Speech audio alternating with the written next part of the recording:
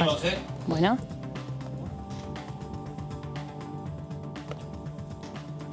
¿Qué pasa?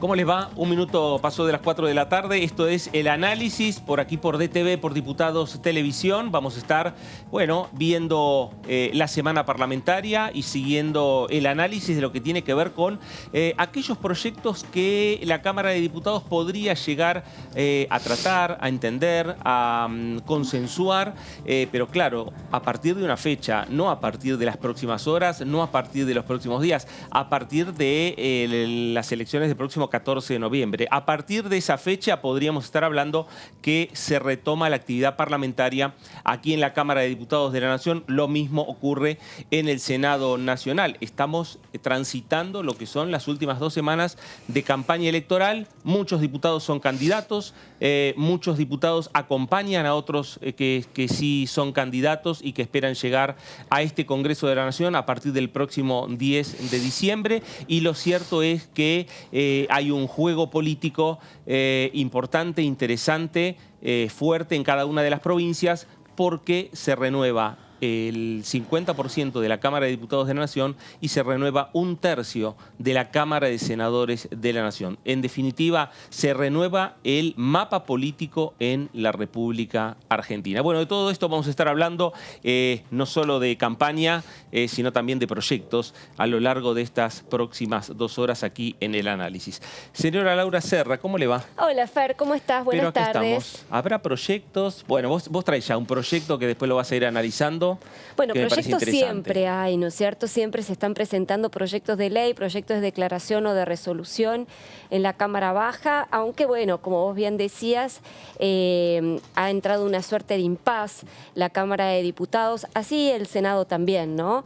Hasta después de las elecciones, cuando bueno, finalmente ya tengamos los resultados de las elecciones legislativas y se reconfigure el mapa legislativo que se va a cristalizar el 10 de diciembre, cuando se produzca el recambio parlamentario, ¿no? Pero indudablemente ya con un resultado electoral ya expuesto, digamos, la dinámica parlamentaria va a ser distinta a la que estuvimos viendo hasta ahora, ¿no? Porque, bueno, va a haber ganadores, va a haber perdedores, va a haber legisladores que se van a quedar, otros que van a terminar su mandato y se van a ir, va a haber, bueno, una nueva configuración de los bloques. Tal vez haya bloques que terminan y bloques que entran, como por ejemplo los libertarios, que todo indicaría que van a tener su representación en la Cámara Baja.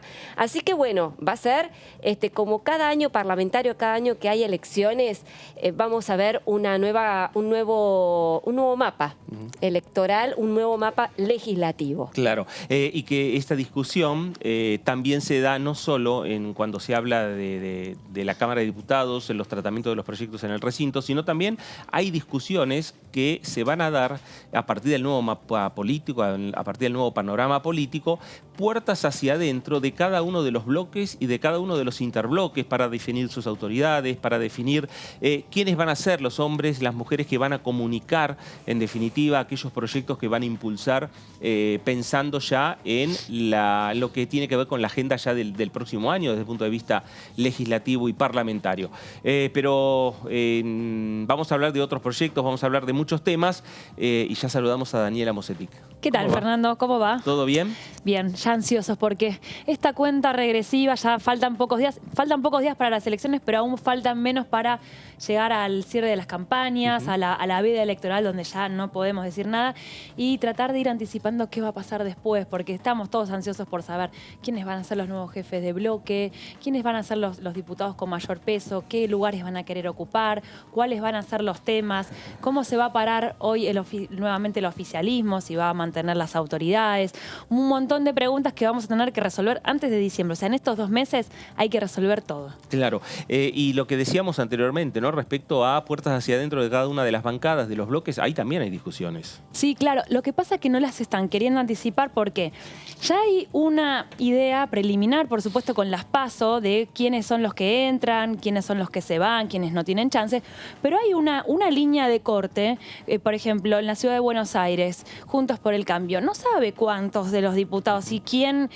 queda ahí de este lado, o, bueno, si logra entrar, por ejemplo, Carlos Heller, qué pasa, cuántos mete Milei. Entonces, esos números, lo último, lo finito, eso lo vamos a saber el 14 a la noche. Claro. Entonces, no pueden especular con, por ejemplo, quedarse con una primera minoría, un quórum, estar pensando en eso sin los papeles. Claro, totalmente. Laura, después del 14 lo que viene es mucho apuro de algunos diputados por avanzar con sus proyectos, porque hay muchos que vencen el mandato ya el 10 de diciembre. Sí, indudablemente. Además, la cuestión es que el tiempo parlamentario vence, ¿no? Todos los 30 de noviembre vence el año parlamentario y si no se prorroga, porque esa es una posibilidad que tiene, es una atribución que tiene expresamente el presidente por Constitución Nacional, si no se prorroga el periodo ordinario de sesiones, pues bien, la posibilidad de debatir los proyectos de los legisladores caduca el 30 de noviembre. Claro. Así que indudablemente va a haber ahí 15 días aproximadamente para definir qué iniciativa finalmente van a tener la media sanción correspondiente de la Cámara de Diputados.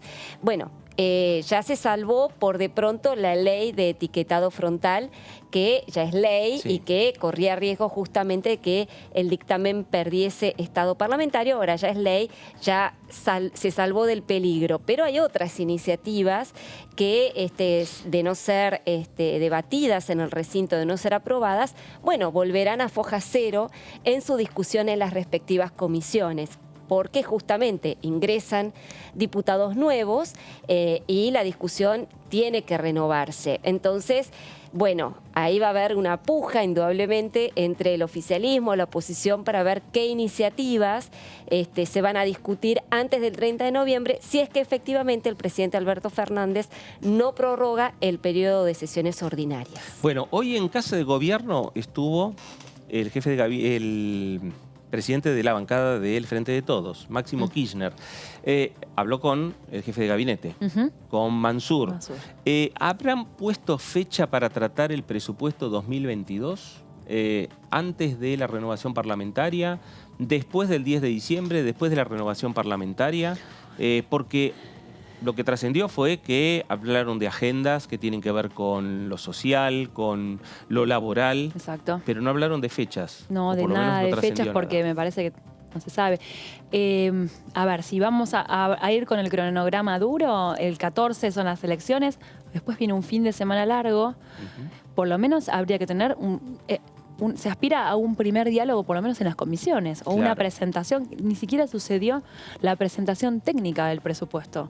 Más allá de la visita del ministro, que es lo que genera mayor importancia política y mayores especulaciones, se había hablado que iba a haber una serie de reuniones técnicas con todas las áreas del Ministerio de Economía, que eso tampoco sucedió. Como para ir configurando, aunque sea en general. Entonces, ¿va a haber un cronograma detallado o directamente se va a ir a mirar las partidas y negociar lo político? La idea, por supuesto, es llegar antes del 30 de diciembre en las dos cámaras. Ahora, ¿habrá ya acuerdo en el seno del oficialismo para el presupuesto o todavía no?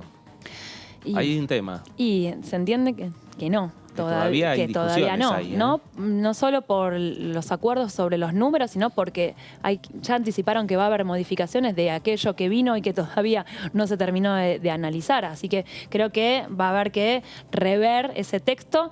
La oposición le pone mucho el foco en lo que son las perspectivas 2022 de dólar, crecimiento, inflación. El oficialismo está viendo más en lo que es el reparto. A ver cómo va a quedar eso. Claro, porque en definitiva también, Laura, las variables que marcaron el presupuesto 2021, el gobierno después las modificó.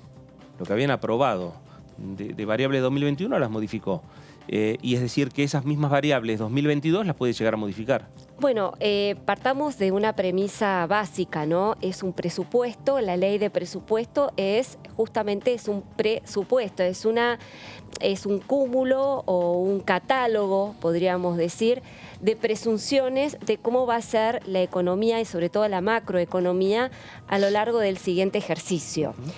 Como vos bien decís, para el año 2021, por ejemplo, se había pronosticado una inflación del 29%, que después el gobierno obviamente tuvo que corregir a lo largo de estos últimos meses, porque ya está superando el interanual el 50%, el acumulado está llegando al 40%, es decir, de enero a esta fecha, con lo cual era una pauta que indudablemente el gobierno tuvo que enmendar. Respecto del déficit, también es otra pauta que no se enmendó formalmente, pero en los hechos lo estamos viendo. Se había pronosticado un déficit primario de alrededor del 4,5% del producto, y por lo que ha salido oficialmente de los informes de la Oficina de Presupuesto del Congreso e incluso del Ministerio de Economía, ese déficit sería muchísimo menor, sería del 1,5% por ahora, ¿no? Quizás se estire al 2 puntos de PBI al final del ejercicio, con lo cual hay ahí dos variables muy importantes que son inflación y déficit, que indudablemente han tenido variaciones a lo largo de este ejercicio. La recaudación también ha pegado un respingo, por cuanto, bueno, en la cuestión de las retenciones al campo, sobre todo, derivó en un mayor ingreso de divisas, como así también el impuesto a la riqueza, o como dicen los kirchneristas o el oficialismo, el aporte solidario extraordinario, que también redundó en una recaudación extra para el gobierno que no estaba contemplado en la ley original de presupuesto. Así que sí, por supuesto que a lo largo del ejercicio se hacen correcciones, también se aumentan partidas de acuerdo a las necesidades. Lo que hemos visto a lo largo de 2021 fue un refuerzo sobre todo en lo que tiene que ver con partidas destinadas al asistencialismo alimentario, y a lo que tiene que ver con los subsidios a la energía. Esos son los dos rubros donde principalmente se destinó el gasto público y que fueron incrementados, la verdad, de manera importante.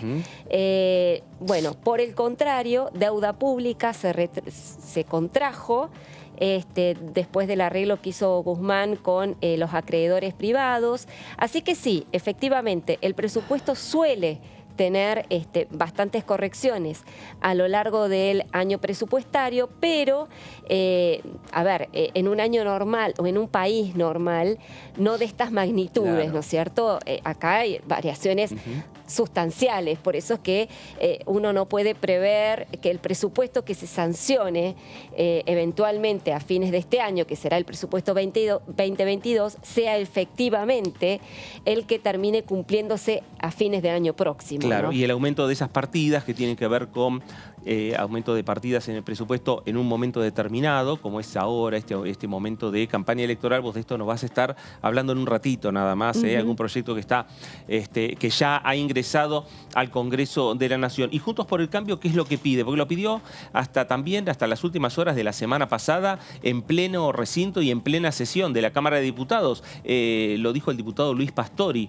La presencia del ministro Martín Guzmán en la Comisión de Presupuesto para que explique los números del presupuesto, para que explique las variables, pensando en el presupuesto para el año 2022. Pero, ¿qué dijo el diputado Alberto Asef, también de Juntos por el Cambio? Ahora tenemos que tratar el presupuesto.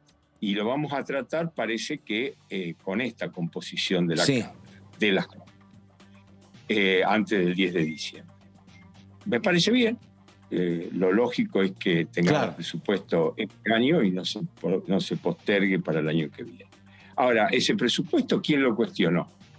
Nosotros casi no abrimos la boca desde la oposición. Sí. Lo cuestionaron en el oficialismo. Sí. Se tienen que poner de acuerdo los oficialistas y tienen que traer un presupuesto realista. Sí. Y tienen que terminar con el dibujo presupuestario y hacer la ley de las leyes, que era como otrora era.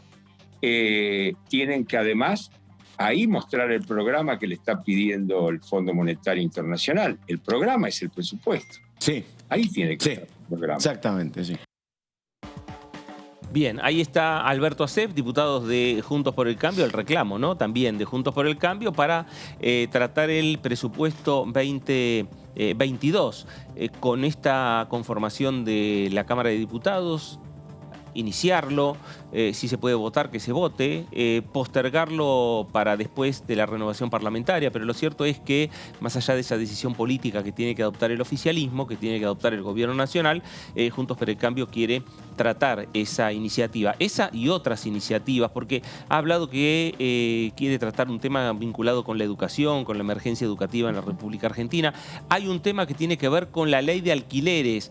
Se lo planteó el propio bloque o interbloque de la oposición al bloque de Máximo Kirchner en ese día, en esa fecha, hace 2 semanas atrás, cuando fracasó esa sesión que intentó discutir el tema del etiquetado frontal y que hubo falta de quórum. Dani, vos vas a ampliar un poco este tema que tiene que ver con la ley de alquileres. Sí, exactamente. Ahí estaba pensando un poquito cuáles eran los puntos en los cuales hubo desacuerdo, o qué quedó afuera, o qué está quedando afuera, que por ahí se puede tratar este año.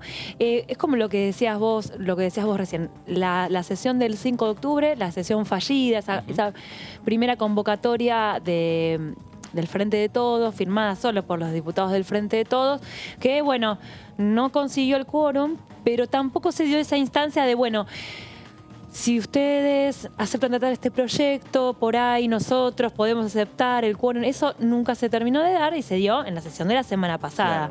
Claro. Ahí Juntos por el Cambio logró incorporar algunos textos, pero también, como decías vos, quedó afuera la ley de emergencia educativa, que la ley de emergencia educativa fue quedando un poco obsoleta porque uno de los pedidos era empezar las clases en enero, que ya, digamos, era en su momento, cuando se presentó, sin dudas, ese proyecto. Hoy está casi imposible porque ya hay fecha de inicio de clases.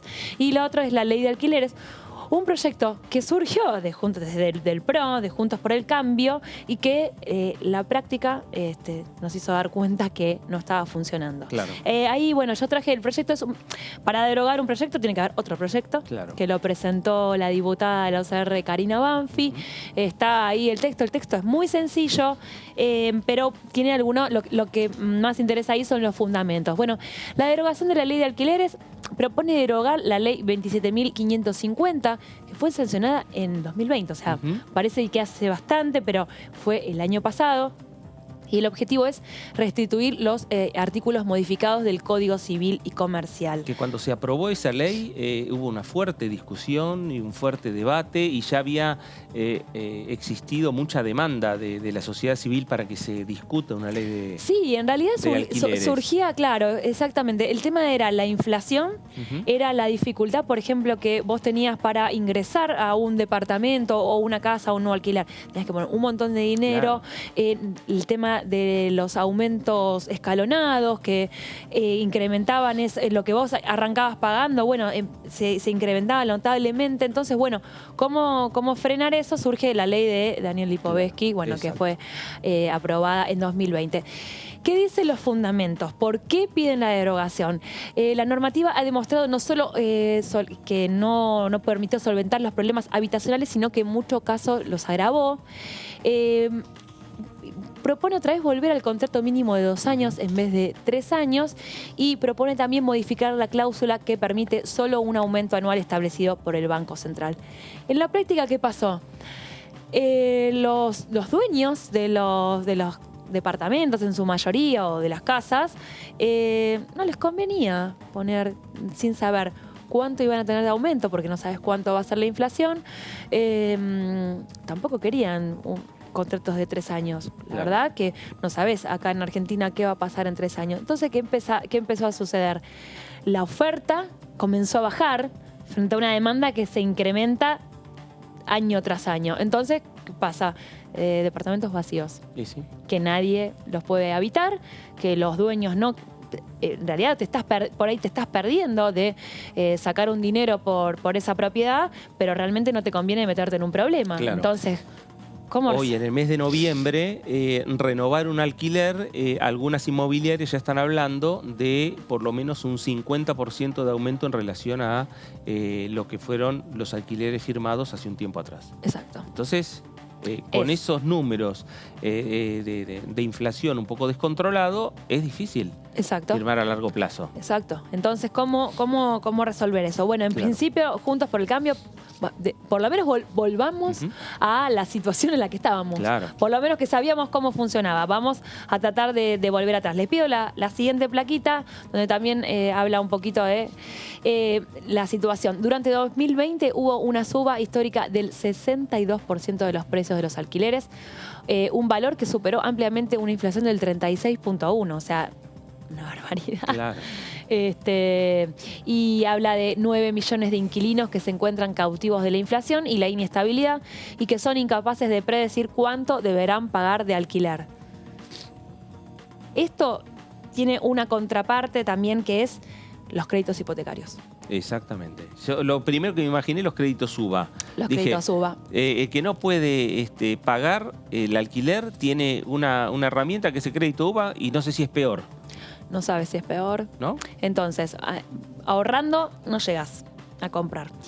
Con los créditos a tasa fija o con pocos movimientos, no hay más. Porque hubo, tanto durante la gestión de Cristina Kirchner como durante la gestión de Mauricio Macri, hubo líneas de crédito de Banco Nación que realmente fueron convenientes, pero no están más. Surge el tema UBA. Inmanejable se hizo.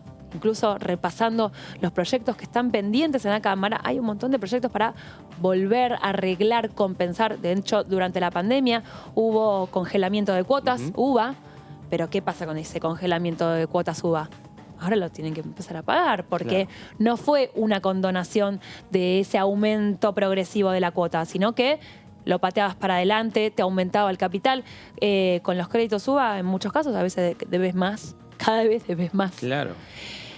La respuesta es, traducido a dólares, salís ganando. Pero la cuota la tenés que pagar con el mismo salario que tenés. Claro. Entonces, bueno, acá Juntos por el Cambio intentará, después incluso de las elecciones, tratar de ver si hay un consenso para revertir esto.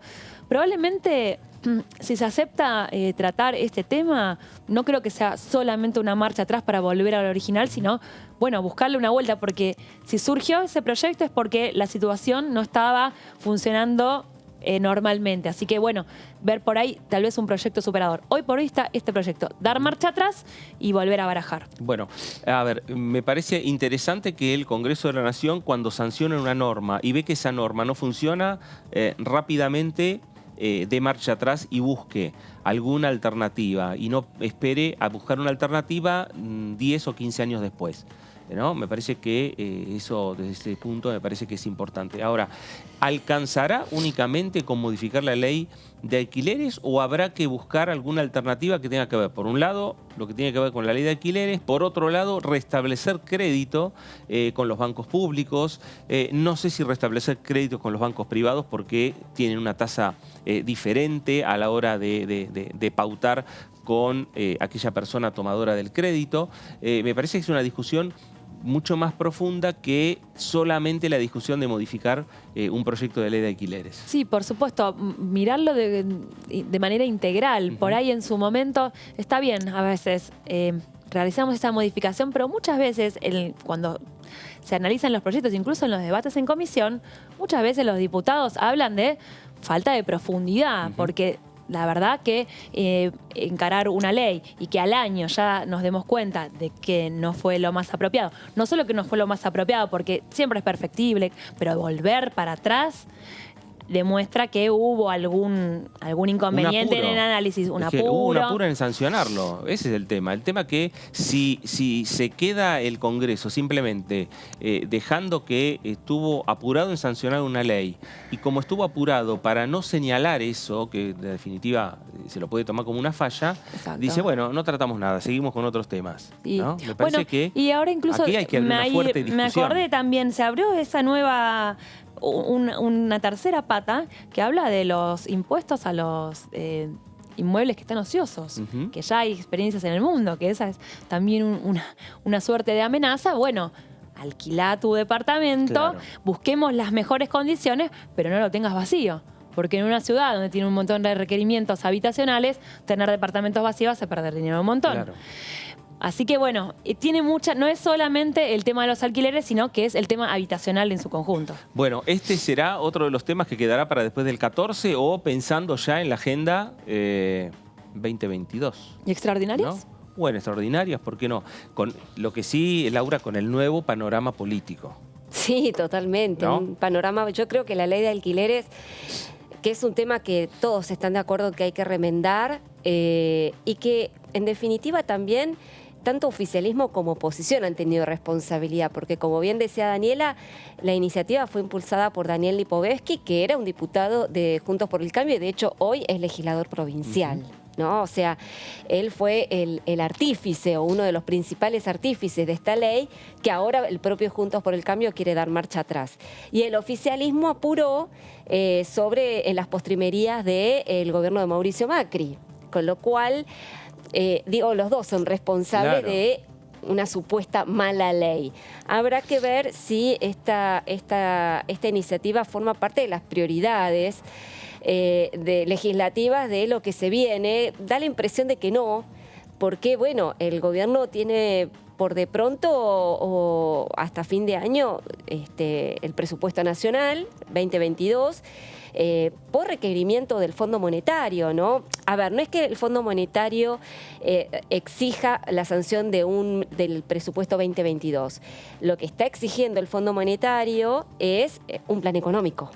Y el plan económico habitualmente, no es el caso a veces de Argentina, pero habitualmente se cristaliza, se plasma en el proyecto de ley de presupuestos, que es donde quedan expuestas las principales variables macroeconómicas que el gobierno pronostica para el ejercicio siguiente. Y esto tiene que diseñarse cuanto antes, porque el acuerdo con el Fondo Monetario Internacional debe concluir por de pronto antes de marzo del año próximo, que es cuando recaen los principales vencimientos de casi 18.000, 19.000 millones de dólares que el gobierno argentino, en la voz de Alberto Fernández, de gira por Europa, ha dicho enfáticamente y sin tapujos de que la Argentina no está en condiciones de afrontar. Con lo cual, creo que antes que una ley de alquileres, el gobierno debiera definir qué plan económico quiere instrumentar para los últimos 2 años de mandato. Claro, y ahí ¿no? está. Y de ahí, bueno, podemos hablar de la ley de alquileres, de, bueno, la ley de humedad, lo que sea, pero me da la impresión de que las prioridades hoy del Congreso son otras, Sí. ¿no? Sí, igual el Congreso puede estar discutiendo temas de manera paralela, lo que tenga que ver con ley de alquileres, o puede estar discutiendo también el presupuesto. Lo cierto es que había mucha expectativa en torno, en el oficialismo también, en torno a lo que fue la gira del presidente en Europa, lo que fue la reunión del G20, la reunión con las autoridades del Fondo Monetario Internacional. Se sabía que no iba a haber una definición y se sabe porque el propio Alberto Fernández, vos bien Laura lo decías, anticipó que no iba a ser este año la posibilidad de lograr un entendimiento con el fondo y que esto se va a trasladar a por lo menos el próximo trimestre, y es ahí donde están también los vencimientos.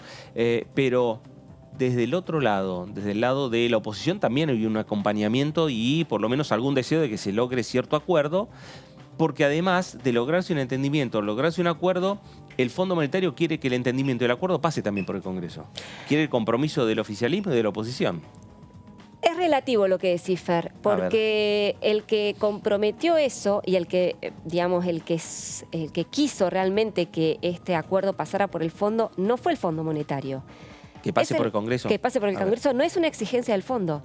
Es un compromiso que asumió personalmente Guzmán, el ministro de Economía Guzmán. Pero no es una exigencia del fondo como un reclamo sine qua non para acordar un plan de pagos con la Argentina. Es Guzmán el que le dijo al fondo que un acuerdo debiera pasar por el Congreso. Y fue Guzmán el que presentó un proyecto de ley en ese sentido, pero no por reclamo o exigencia del fondo, no es así. ¿Pero sería importante o no? Depende. Indudablemente que en términos formales sí, sería importante porque estaríamos hablando de una Argentina previsible después de este año y por supuesto con vistas a 2023. que es cuando hay elecciones presidenciales. Por supuesto que sí. Ahora, digamos, hoy por hoy estamos en una situación de un gobierno que está afrontando una situación muy delicada en términos económicos y que por lo tanto tiene que elaborar un plan, como lo hemos dicho.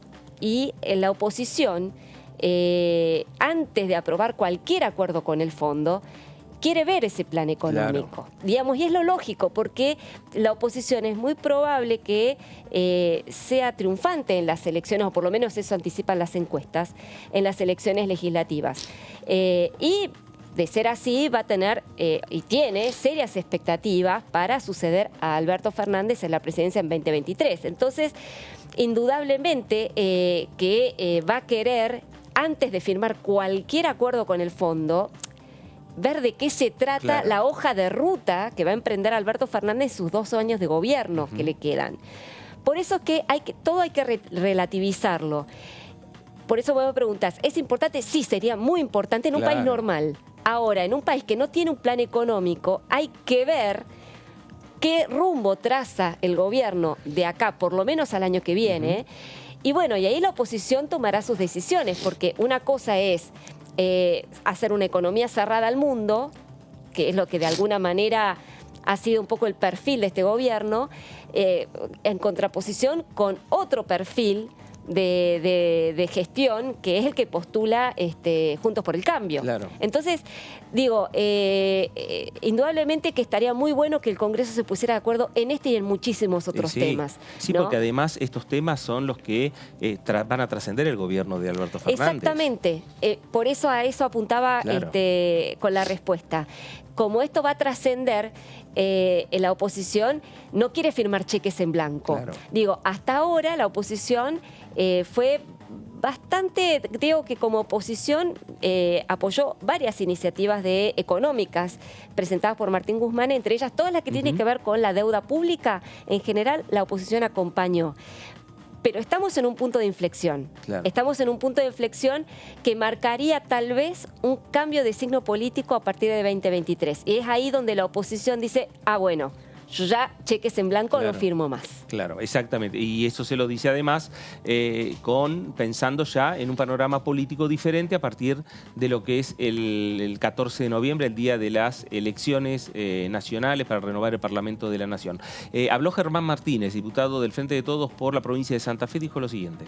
A través de las articulaciones diplomáticas de nuestro gobierno, en el marco de la reunión del G20, el presidente de la Nación, Alberto Fernández, logró posicionar en un ámbito muy importante la problemática que tiene la Argentina en una dimensión absolutamente desproporcionada, pero que tienen muchas otras naciones.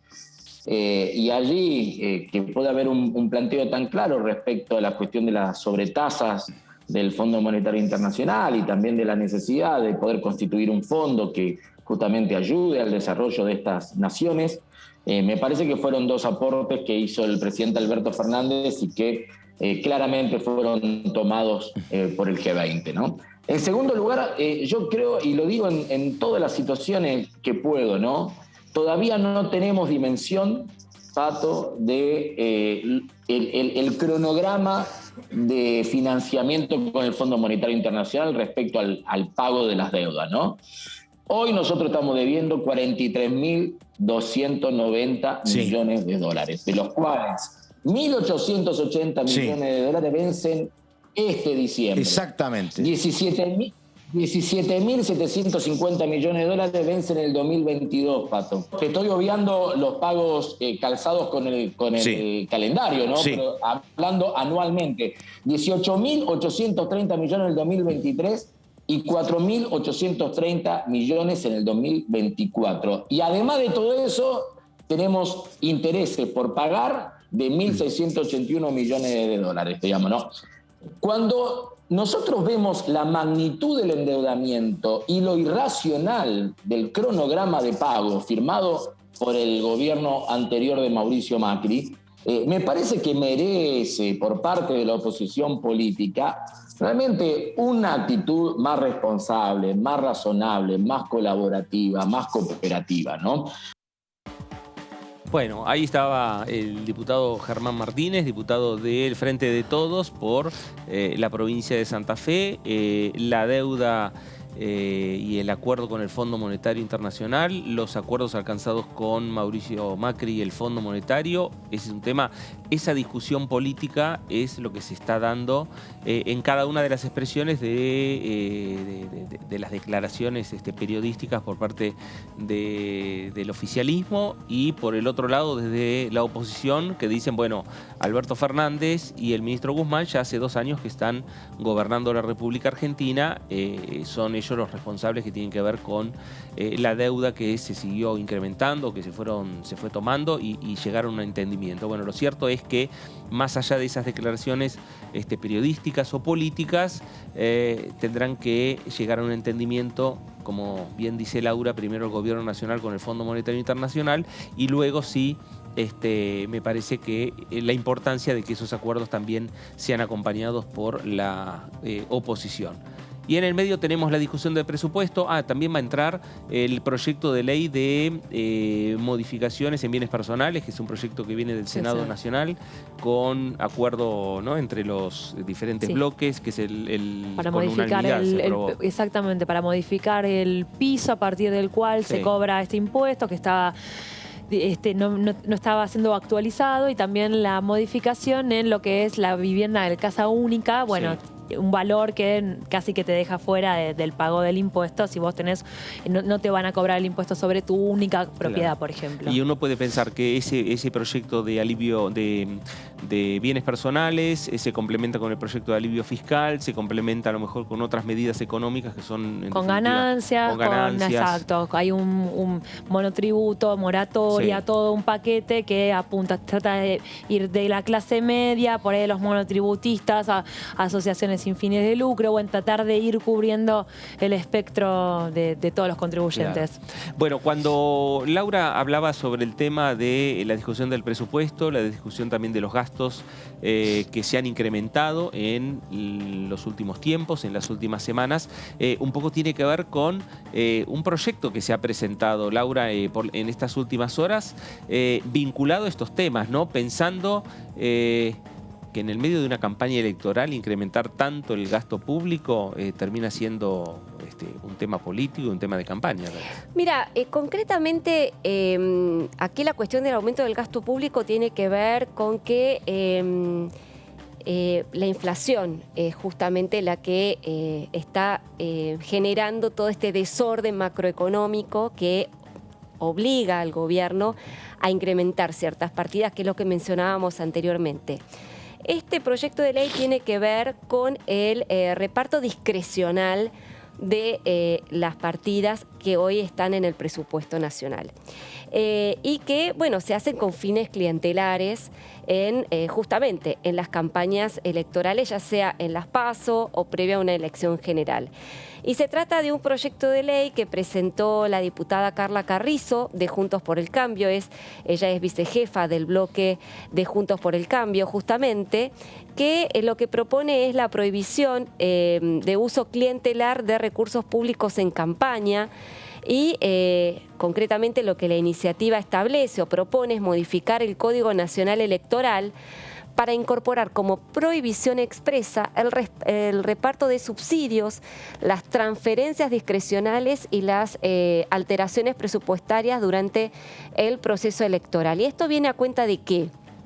Esto viene a cuenta de que lo que está observando Juntos por el Cambio, sobre todo en este último tiempo de campaña, es que el Gobierno Nacional hace un uso discrecional de las transferencias del Tesoro, de las transferencias que son habitualmente discrecionales, a las provincias y los municipios amigos, como mediante los famosos y nunca tan bien ponderados, esto lo digo por supuesto de manera irónica, los aportes del Tesoro Nacional, por ejemplo, los ATN, los famosos ATN, y también el giro de transferencias para gastos corrientes que se realizan a las provincias y a los municipios. Lo que justamente se observó en el último tiempo, yo estuve viendo bastante la ejecución de estas partidas, es que la semana pasada, por caso, se aumentó la partida de ATN llegó a 40.000 millones de pesos y se ha repartido de una manera por de pronto llamativa, ¿no? Y esto es lo que apunta Juntos por el Cambio. Por ejemplo, la provincia de Buenos Aires se llevó aproximadamente 6.300 millones de pesos, que es la partida más alta en concepto de ATN. Recordemos que los ATN son aportes como lo dice el título, aportes del Tesoro Nacional que son destinados para casos de emergencia, para casos en las cuales las provincias están en una situación financiera muy compleja y que estos son ayudas extraordinarias por parte del gobierno nacional. Se han utilizado de la época del menemismo hasta esta parte de una manera muy discrecional. Se nutren estos fondos de ATN de una parte de la coparticipación nacional. Es un fondo que maneja el Ministerio del Interior. Como te decía, Fer, a la provincia de Buenos Aires se le destinó, sin dar demasiadas explicaciones, aproximadamente 6.500 millones de pesos. A la provincia de Santa Fe también se le dio bastante dinero, aproximadamente 3.100 millones, menos que a la provincia de Córdoba, que no se entiende muy bien por qué. O mejor dicho, sí se entiende. Hay una razón política de por medio. Santa Fe elige senadores nacionales y, bueno, el gobierno quiere dar vuelta a la elección allí. Córdoba es una provincia... También elige senadores nacionales. También elige senadores nacionales, pero sabemos que ha perdido el oficialismo a las PASO y es una provincia que es evidentemente opositora. ¿Y esos ATN tienen un destino? No, es que justamente te estoy diciendo que es una partida discrecional, no tienen destino. Es decir, es un fondo que recauda el Ministerio del Interior a partir de un porcentaje de la coparticipación, entre otros impuestos, pero básicamente se nutre de un porcentaje de la coparticipación y el Ministerio del Interior lo va distribuyendo supuestamente si una provincia o un municipio tiene problemas financieros graves.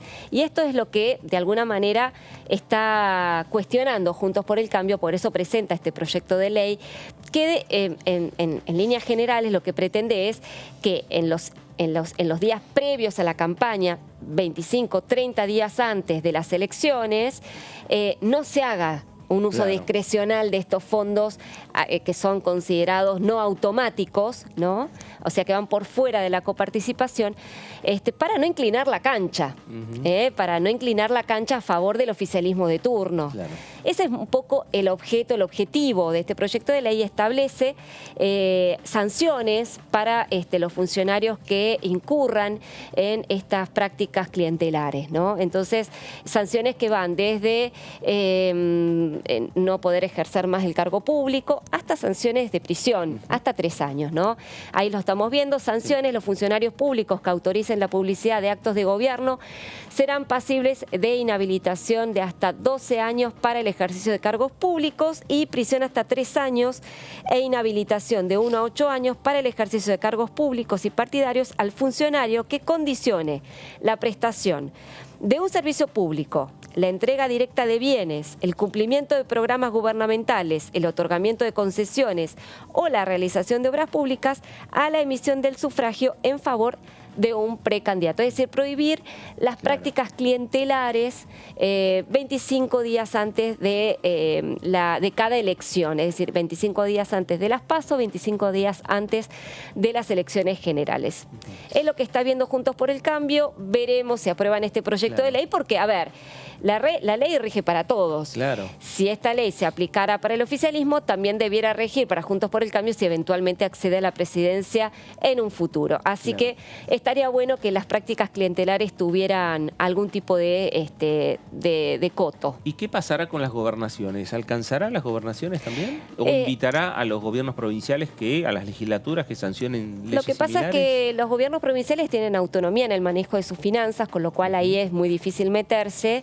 Lo que sí, ha habido giros discrecionales por parte de la Nación, como te lo acababa de explicar, a las provincias, y las provincias hacen uso de esos fondos nacionales para distribuirlos entre los municipios favorables.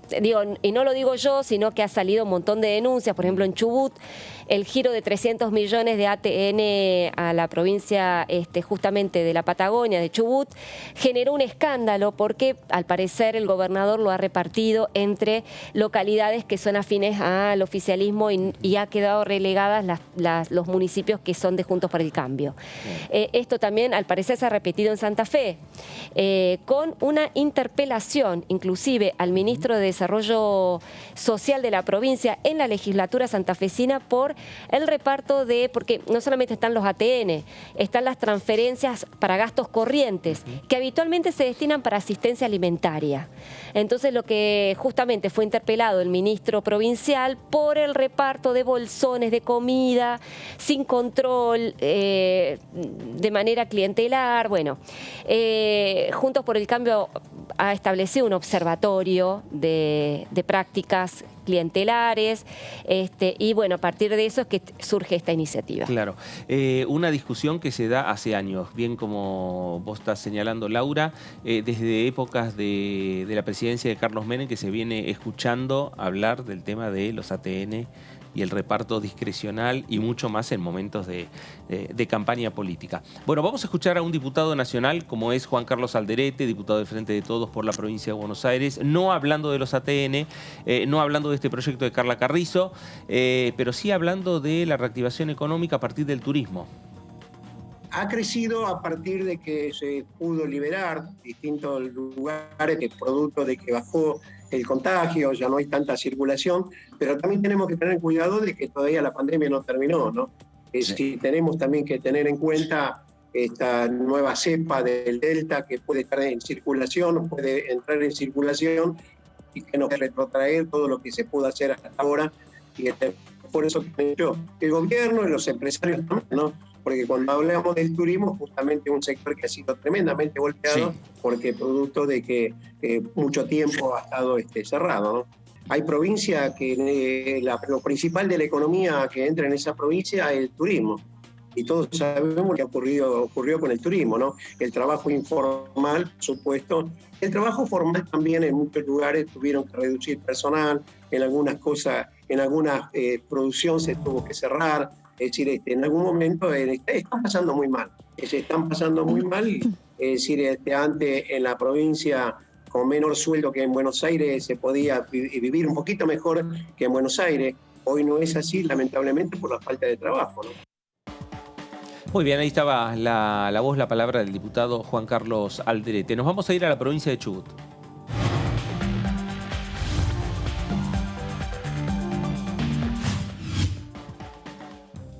Diputado Gustavo Mena, ¿cómo le va? Fernando Fraquelli saluda.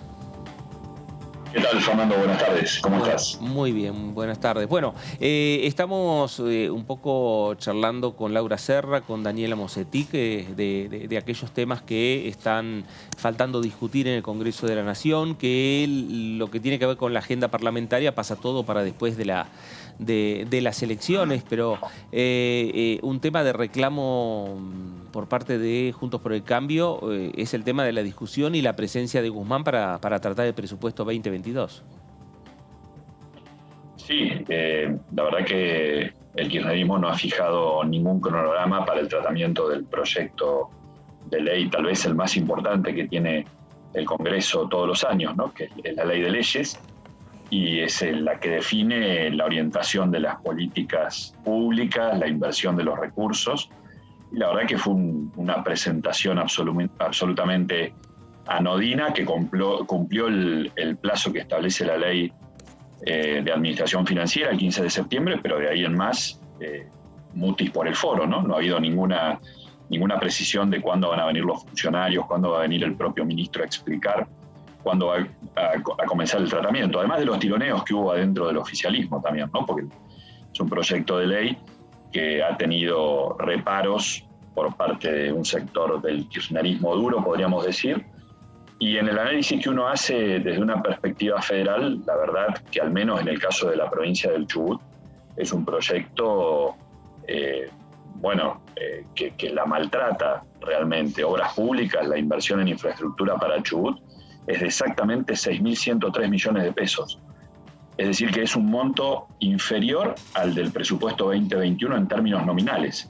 Ni hablar si uno lo ajusta por inflación. Es un ajuste de más o menos el 50%, es decir, la mitad de dinero para obras de lo que había en este ejercicio, ¿no? Y si uno repasa obra por obra, bueno, hay obras que directamente ya no están, las de transporte eléctrico, ahora que se habla tanto de la COP26, de descarbonizar y todo lo demás, que es algo que hay que hacer, sin infraestructura, sin obras de transporte eléctrico, ya ahí nomás hay una limitante tremenda al desarrollo de nuevos parques de renovables. Claro, ahora Gustavo, usted como diputado nacional puede hacer algún reclamo o intentar modificar las partidas presupuestarias o pedir nuevas partidas en lo que tiene que ver con específicamente a obra pública para la provincia de Chubut, pero ahí el que tiene que jugar fuerte tendría que ser el gobernador.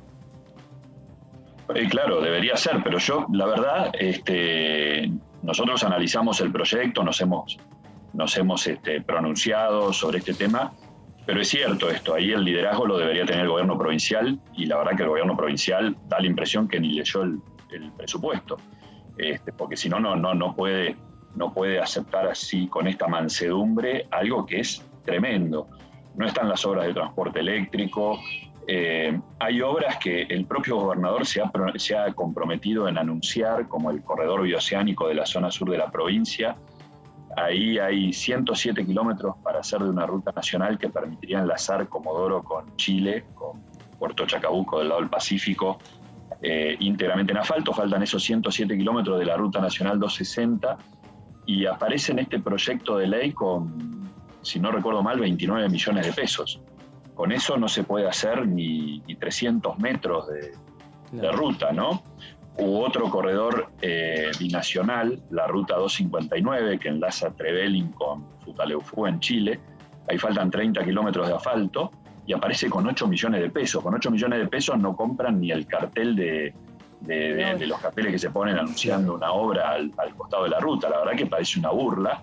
O la autovía, ya una de las autovías eternas, la de Radatil y Caleta Olivia en Santa Cruz, ahí faltan unos 70 kilómetros y aparece con 170 millones de pesos.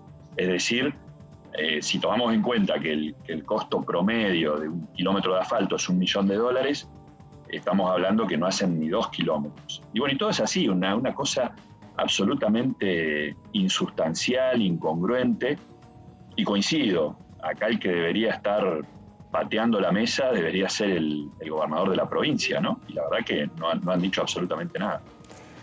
¿Cómo le va, diputado Mena? Laura Serra lo saluda. ¿Cómo está? ¿Bien? ¿Qué tal, Laura? Muy bien. Bueno, no, Chubut es una provincia hoy por hoy vista por todos, ¿no? Porque elige senadores y la cosa está, bueno, bastante, no sé si peleada, pero al menos hay mucha expectativa, tanto de Juntos por el Cambio como del Frente de Todos, para ganar esa provincia y sumar alfiles propios en el Senado. Y justamente hemos visto en estos últimos días un desfile de funcionarios nacionales, empezando por el presidente de la Nación, por la provincia, por su provincia, ¿no? También de Juntos por el Cambio. Corríjame, no sé si va a ir o está yendo Mauricio Macri también por Chubut, no sé si Rodríguez Larreta. Y quería preguntarle justamente cómo recibe la población chubutense, el ciudadano chubutense, yo no diría inusitado, pero sí llamativo desfile de funcionarios nacionales por su provincia. Chubut tiene un plus, que es que por estas cuestiones de incumplir la Constitución Nacional, hoy los 3 senadores de Chubut son del Frente de Todos. Porque el partido provincial que armó el dasnevismo en su momento es una estafa electoral, porque se presentan los candidatos como de 2 partidos. En el 2015 estaban los 2 candidatos del Frente de Todos, los 2 candidatos del Chusoto, que es el nombre del partido provincial, un filoperonismo, digamos, que le tributa al kirchnerismo. Y bueno, ganó el Frente de Todos, Frente para la Victoria en aquel momento, en segundo lugar el Chusoto, pero Luenzo, que es el senador que proviene de ese lugar, integra hoy el bloque del Frente de Todos. Entonces, el kirchnerismo en la elección de Chubut, si se repite el resultado de las PASO, de tener 3 senadores va a pasar a tener 1 solo. Es la sangría más importante que va a tener de las 8 provincias que elige senadores. Y esto generó este repentino interés turístico que tiene el Gabinete Nacional y el propio presidente por Chubut. Porque no es más que eso, ¿no? No es son visitas de campaña en donde se hacen anuncios estrafalarios de obras que se vienen anunciando hace 15 años, como esta autovía de Radatilia, Caleta, Olivia, donde mencionan a números, o sea, el propio firmante del proyecto de ley de presupuesto, que le pone a Chubut 6.103 millones de pesos, muy suelto de cuerpo, anuncia en esta visita de hace unos días que las obras son por 15.000 millones de pesos, no tiene ningún asidero, no está en la ley eso. Claro. Y además esto la gente lo advierte con toda claridad, ya nadie cree en obras que las arrancó Lázaro Báez hace más de 15 años y que, bueno, son tomadas como eso, como promesas de campaña. Y además tanto es así que en la reunión del Gabinete Federal que se hizo en Comodoro, el que primero le reprochó este abandono que tiene la provincia, esta falta de respuesta de los ministros, de los funcionarios que no funcionan, fue el intendente de Trelew, que es tropa propia, ¿no? Y fue el que hizo esta exposición. Gustavo. Así que, sí. Laura preguntaba si iba a ir Mauricio Macri, si iba a ir Horacio Rodríguez Larreta. Le pido unos minutos, tenemos que hacer una pausa y enseguida regresamos y nos comenta qué va a pasar desde Juntos por el Cambio, si ahí va a haber visitas a la provincia de Chubut y otras preguntas que también tiene Daniela Moseguiti para hacer con usted. Bueno, cómo no. Gracias. Bueno, pausa en este análisis por aquí por DTV y enseguida regresamos.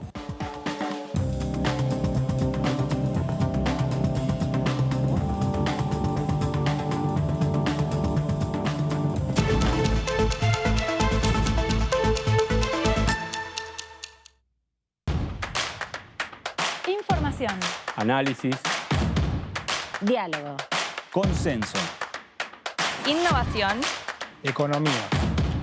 Ambiente. Tecnología. Federalismo. Pluralidad. Oficialismo. Oposición. Todo lo que sucede en el Congreso. Te lo contamos nosotros. Porque somos tu voz en el Congreso. DTV, el periodismo en el Congreso. Empecé a tocar el violín a los 6 años acompañando a mis hermanos a sus clases de música.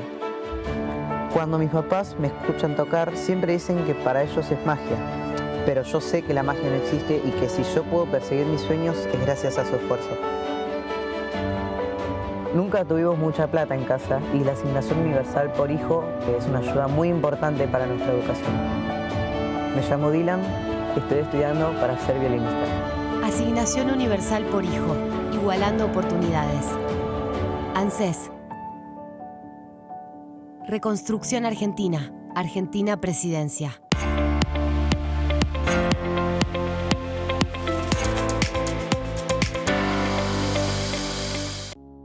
Las sesiones son el espacio donde los diputados debaten proyectos de ley para su aprobación, modificación o desaprobación.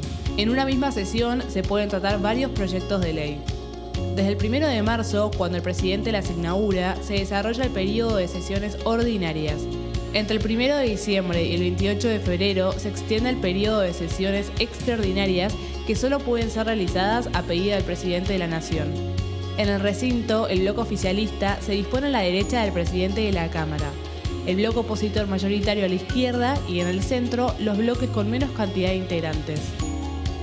En el tratamiento, en general, los diputados tienen 7 minutos y los jefes de bloque entre 20 y 12 minutos conforme al número de legisladores que representen. La sesión es dirigida por el presidente de la Cámara de Diputados, que administra el uso de la palabra y las distintas instancias del funcionamiento.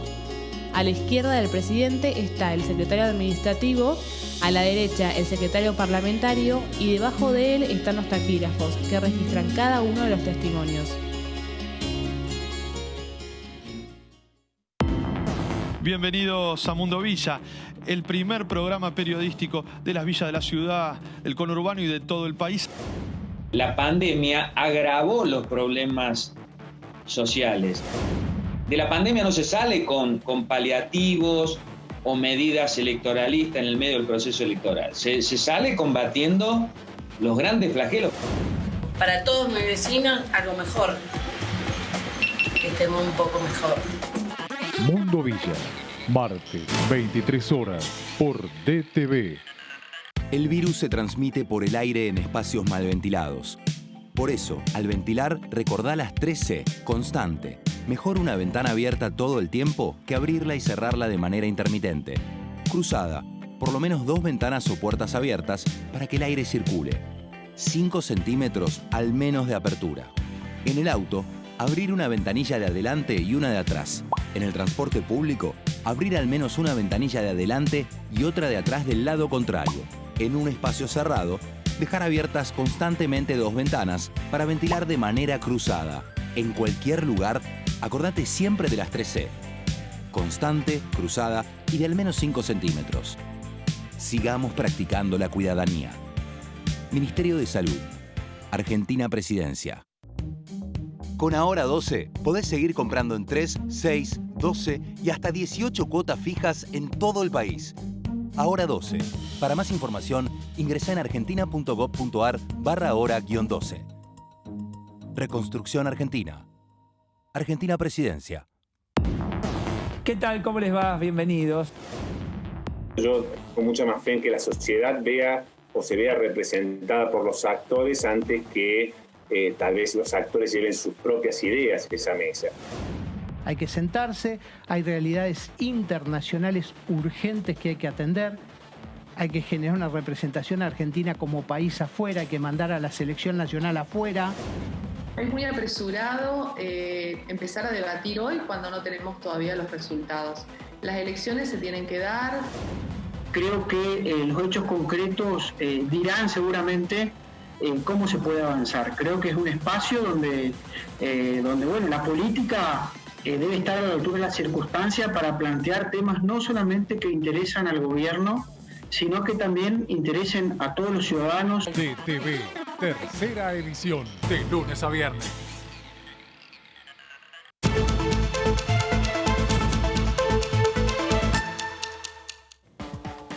Dos minutos pasaron de las 5 de la tarde. Esto es el análisis por DTV, por Diputados Televisión. Le agradecemos al diputado Gustavo Mena, que está en la provincia de Chubut, diputado de la Unión Cívica Radical, de Juntos por el Cambio por esa provincia. Gracias, diputado. Así retomamos la conversación y en parte lo que señalaba y lo consultaba Laura, ¿no? Figuras, presencias de Juntos por el Cambio en este tramo final de la campaña. No lo escuchamos. A ver, está muteado. A ver, diputado, me parece que está muteado. Perdón, ahora sí. ¿Ahí me escuchan? Adelante, Sí. ahora sí. Perdón, gracias. Decía que Mauricio Macri va a estar el jueves en Trevelin, ahí en la localidad cordillerana cercana a Esquel, y el jueves también, pero por la tardecita, Horacio Rodríguez Larreta y Martín Lustó en Trelew. Vamos ahí a tener un acto, recorrida también al día siguiente, y después del mediodía, Larreta y Lustó con los candidatos, Nacho Torres, Ana Clara Romero, Edith Terenzi, quien habla, en Comodoro Rivadavia, en la zona sur de la provincia.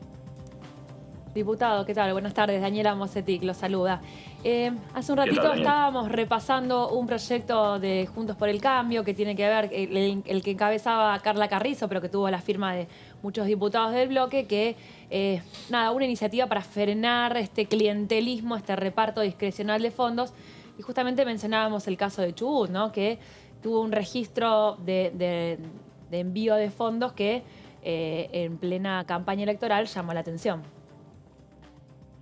Sí, bueno, claro, ese proyecto de ley de Carla Carrizo pretende prevenir e inhibir ese tipo de prácticas, ¿no? Que se está viendo muy claramente ahora con lo que se ha dado en llamar el Plan Platita, y que en el caso de Chubut tiene una manifestación muy clara con los ATN. Hubo ahora recientemente un envío de ATNs por 300 millones de pesos, que si uno lee la resolución del Ministerio del Interior son para la provincia del Chubut, porque así lo dice la ley de participación, pero lo condicionan al gobernador y le establecen cómo es la distribución interna. Hay una parte que va a la provincia, pero de esos 300 millones, 200 millones van a los municipios, y sin ninguna razón, sin exponer ningún fundamento, ya de movida se excluye a 3 municipios, Esquel, Radatili, Puerto Pirámides, que son o están a cargo de intendentes de Juntos por el Cambio. Hay 20 comunas rurales, además en Chubut. De esas 20 comunas se excluyen a 9, entre las cuales están las 3 que están a cargo de Juntos por el Cambio, Paso del Sapo, Telsen, Dique Ameguino.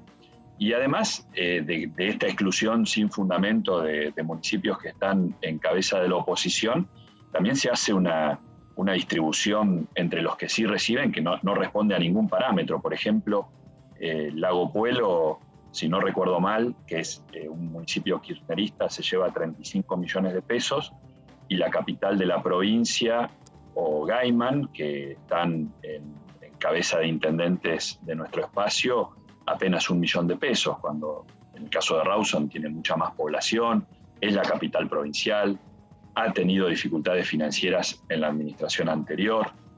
Así que bueno, es una cuestión que es absolutamente discrecional, arbitraria, y que implica una discriminación por motivos políticos y de campaña que la verdad que en definitiva la pagan los vecinos, ¿no? Porque en esos municipios, los gobierne quien los gobierne, viven personas que votaron a otros partidos, que no votaron a ninguno, que necesitan servicios de calidad, y más en la provincia de Chubut, que es una provincia que está quebrada, endeudada en dólares, con las regalías hipotecadas hasta el 2030, que tiene hoy, no garantiza a la provincia el servicio eléctrico en los pueblos del interior.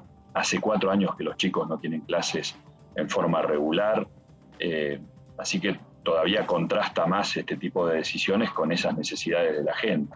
Claro. Ahora, Gustavo, ¿qué respuesta hay desde el oficialismo a las quejas de ustedes desde la provincia? Si es que hay alguna respuesta, si esa situación se puede revertir dentro de 15 días cuando pasen las elecciones, porque hasta uno puede llegar a entender un argumento desde el punto de vista político que como estamos en el medio de un clima electoral y un momento de campaña, se dejen a municipios que se dejen de lado por cuestiones políticas. Pero dentro de 2 semanas se terminó la campaña. Sí, no, la verdad es que no hay ninguna respuesta. Yo presenté un pedido de informes la semana pasada, pero yo creo que es una burla a toda la comunidad. La respuesta en realidad se las dio la gente, ¿no? Se las dio en las PASO, y a mí me parece que no hay ATN, ni prebenda, ni heladera, ni todas las cosas que están repartiendo que sea capaz de revertir el enojo, el disgusto que tienen los vecinos, que tiene la población con un gobierno que la verdad que tiene la inflación disparada. Eso come el poder adquisitivo al salario o al ingreso que tenga la gente, porque lamentablemente también hay pérdida de empleo, y eso no lo van a enmendar con este tipo de dádivas. La verdad que los ATN son dinero que circulan entre la política, esto es así. Lago Puelo ya había recibido muchísimo dinero entre programas de reconstrucción de viviendas por el incendio de marzo de este año, un incendio de interfase, un incendio inédito, porque no solo abarcó bosques, sino también planta urbana. Ahí se destruyeron más de 300 viviendas, y recibieron también ATNs muy importantes, y en lo que terminó eso fue en una causa penal, con el municipio allanado por el Ministerio Público Fiscal de la provincia, porque se compraron en forma directa, se hicieron compras en forma directa, fraccionando las compras, pero todas al mismo comercio el mismo día en el bolsón, para sortear los límites de compra directas que tiene la ley de contabilidad. O sea que tampoco es que con esos ATN van a lograr una reversión de votos, porque la verdad que terminan en este tipo de manejos oscuros, poco transparentes, y que terminan desembocando en una causa penal.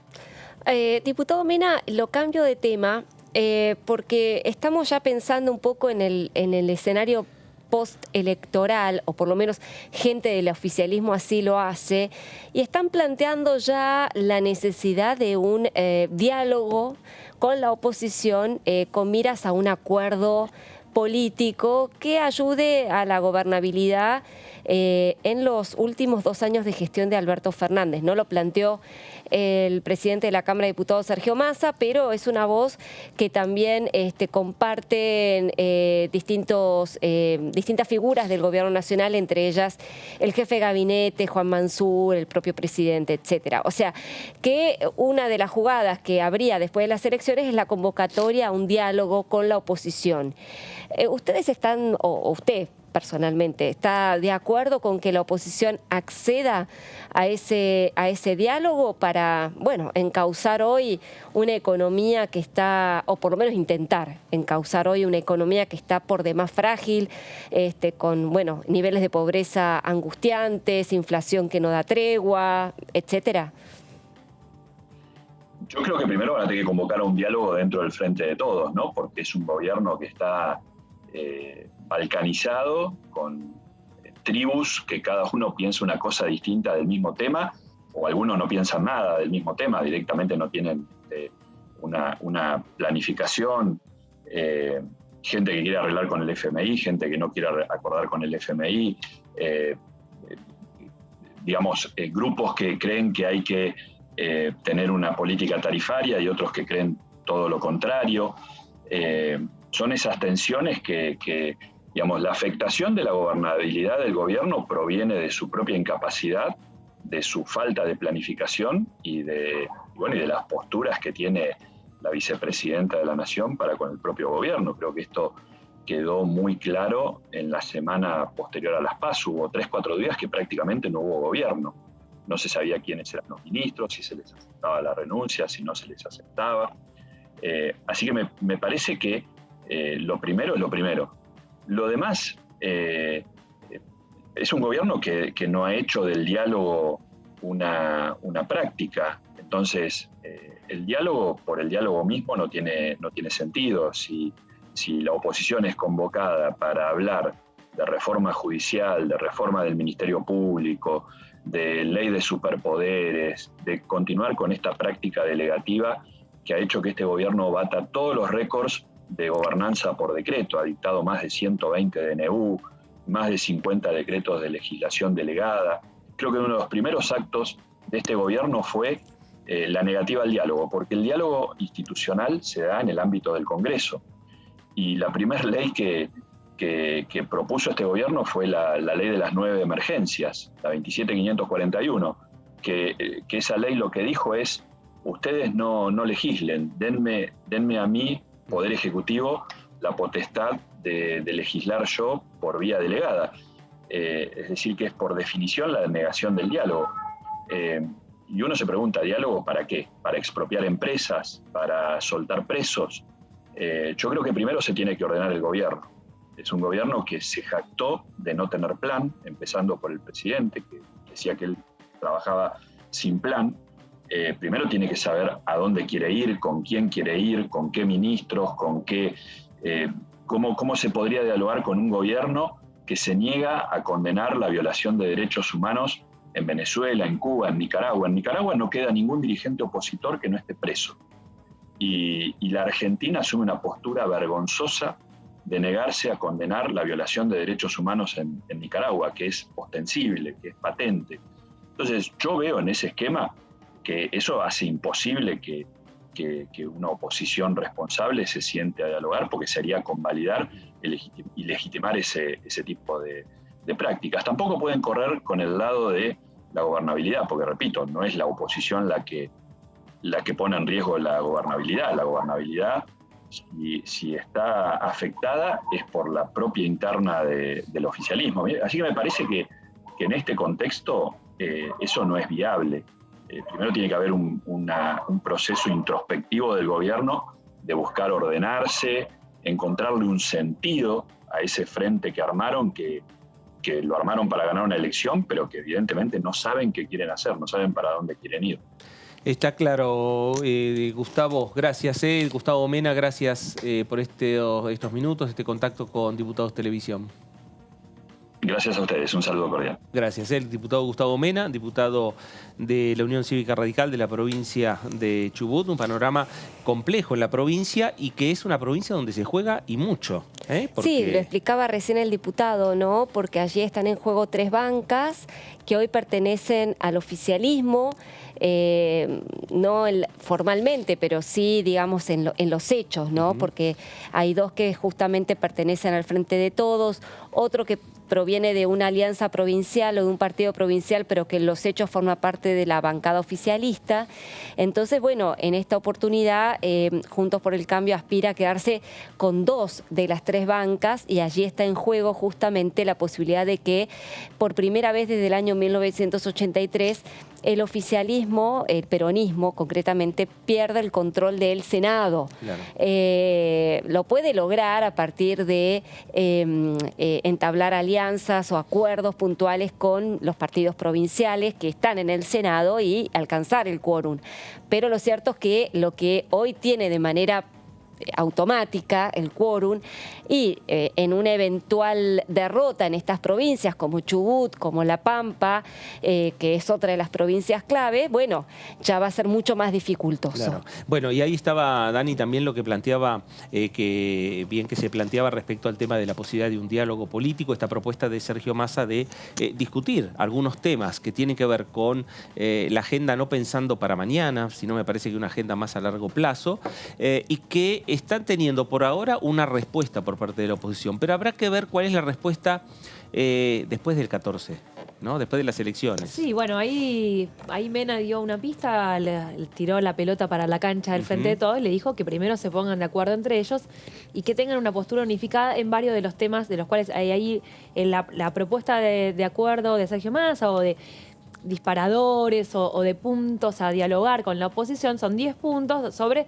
políticas de Estado, sobre temas que convendría que la Argentina tenga un rumbo definido en el largo plazo, pero son juegos de poder también, entonces los números a partir del 14 de noviembre y el 10 de diciembre van a ser, bueno, mirá, vamos a dialogar estos temas, pero yo gané, entonces yo también quiero hablar de esto, esto y esto. Claro. Entonces eso también es una negociación, los temas que son importantes para vos, pero estos también son importantes para mí. Entonces me parece que esa agenda dura, rígida que presenta Sergio Massa puede tener modificaciones siempre y cuando la oposición esté dispuesta a dialogar. Hablemos de eso primero. Claro, no se sabe todavía. Y que seguramente se va a abrir una instancia de discusión puertas hacia adentro de cualquiera de los 2 frentes, de los 2. Digamos. Del Frente de Todos, según el resultado electoral, si gana o pierde, y de Juntos por el Cambio lo mismo. Porque los 2 son coaliciones, además. Claro. Entonces son coaliciones muy amplias que vamos a decir, sobrevivieron distintas vicisitudes para los 2 lados, pero tienen unas conformaciones que no son homogéneas. Claro. Y en momentos de crisis, en momentos incluso, Juntos por el Cambio no se separó después de la elección, pero la pandemia y el descontento social también pega en la oposición, también les hace demandas y también les hace empezar a pensar en 2023. Y eso también genera roces, codazos, entonces los 2 van a tener que diagramar otra vez, bueno, quiénes somos, quiénes nos quedamos y qué pensamos. Claro. De todos estos temas vamos a estar dialogando con los diferentes diputados nacionales. Vamos a presentar la provincia del próximo entrevistado.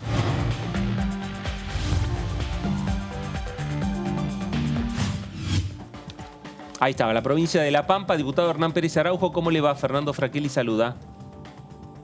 Hola Fernando, ¿qué tal? Buenas tardes, ¿cómo están? Muy bien, bueno, estábamos dialogando con Daniela Mosetic y con Laura Serra la posibilidad de entendimiento que por estas horas, a ver, Sergio Massa habló de 10 puntos de acuerdo necesarios, importantes entre oficialismo y oposición. Estamos en el medio de una campaña, hay más rechazos desde la oposición que de la posibilidad de acordar, pero ¿el panorama puede cambiar después de las elecciones o a partir de la renovación del Congreso? Pareciera que sí puede cambiar. Creo que los candidatos y candidatas de la oposición, más precisamente del Frente Juntos por el Cambio, no nos van a decir que esto puede cambiar antes del día 14 de noviembre, porque está claro que el discurso exacerbado que vienen teniendo se refiere precisamente a la imposibilidad de acordar cualquier punto que tenga que ver con la posibilidad de que al Poder Ejecutivo se le faciliten las cuestiones que tienen que ver con el quehacer diario gubernamental. Así que creo que hasta el 14 esto va a ser una negativa rotunda. Ojalá que después de las elecciones, hasta el 10 de diciembre, podamos profundizar el diálogo que incluso se vio en algunas eventualidades, como la sesión de la semana pasada. Claro. Creo que se puede ir avisorando algún tipo de diálogo y de puntos en común. Hay cuestiones que evidentemente no nos separan definitivamente, pero no es el momento. Está claro que evidentemente lo ha manifestado quien creo que hoy es el virtual jefe de la oposición, Horacio Rodríguez Larreta, cuando manifestó que no van a arribar a ningún acuerdo con el Frente de Todos. Bueno, ojalá que con la nueva conformación hay muchísimos diputadas y diputados que se van. Ojalá que con la nueva conformación se pueda lograr un diálogo más fecundo. Sí, y usted bien señala, diputado, que lo que fue la sesión de la semana pasada, esas 20 horas, la mayoría de los proyectos fueron con mucho acuerdo, con mucha discusión en comisión, pero con mucho acuerdo entre los diferentes bloques.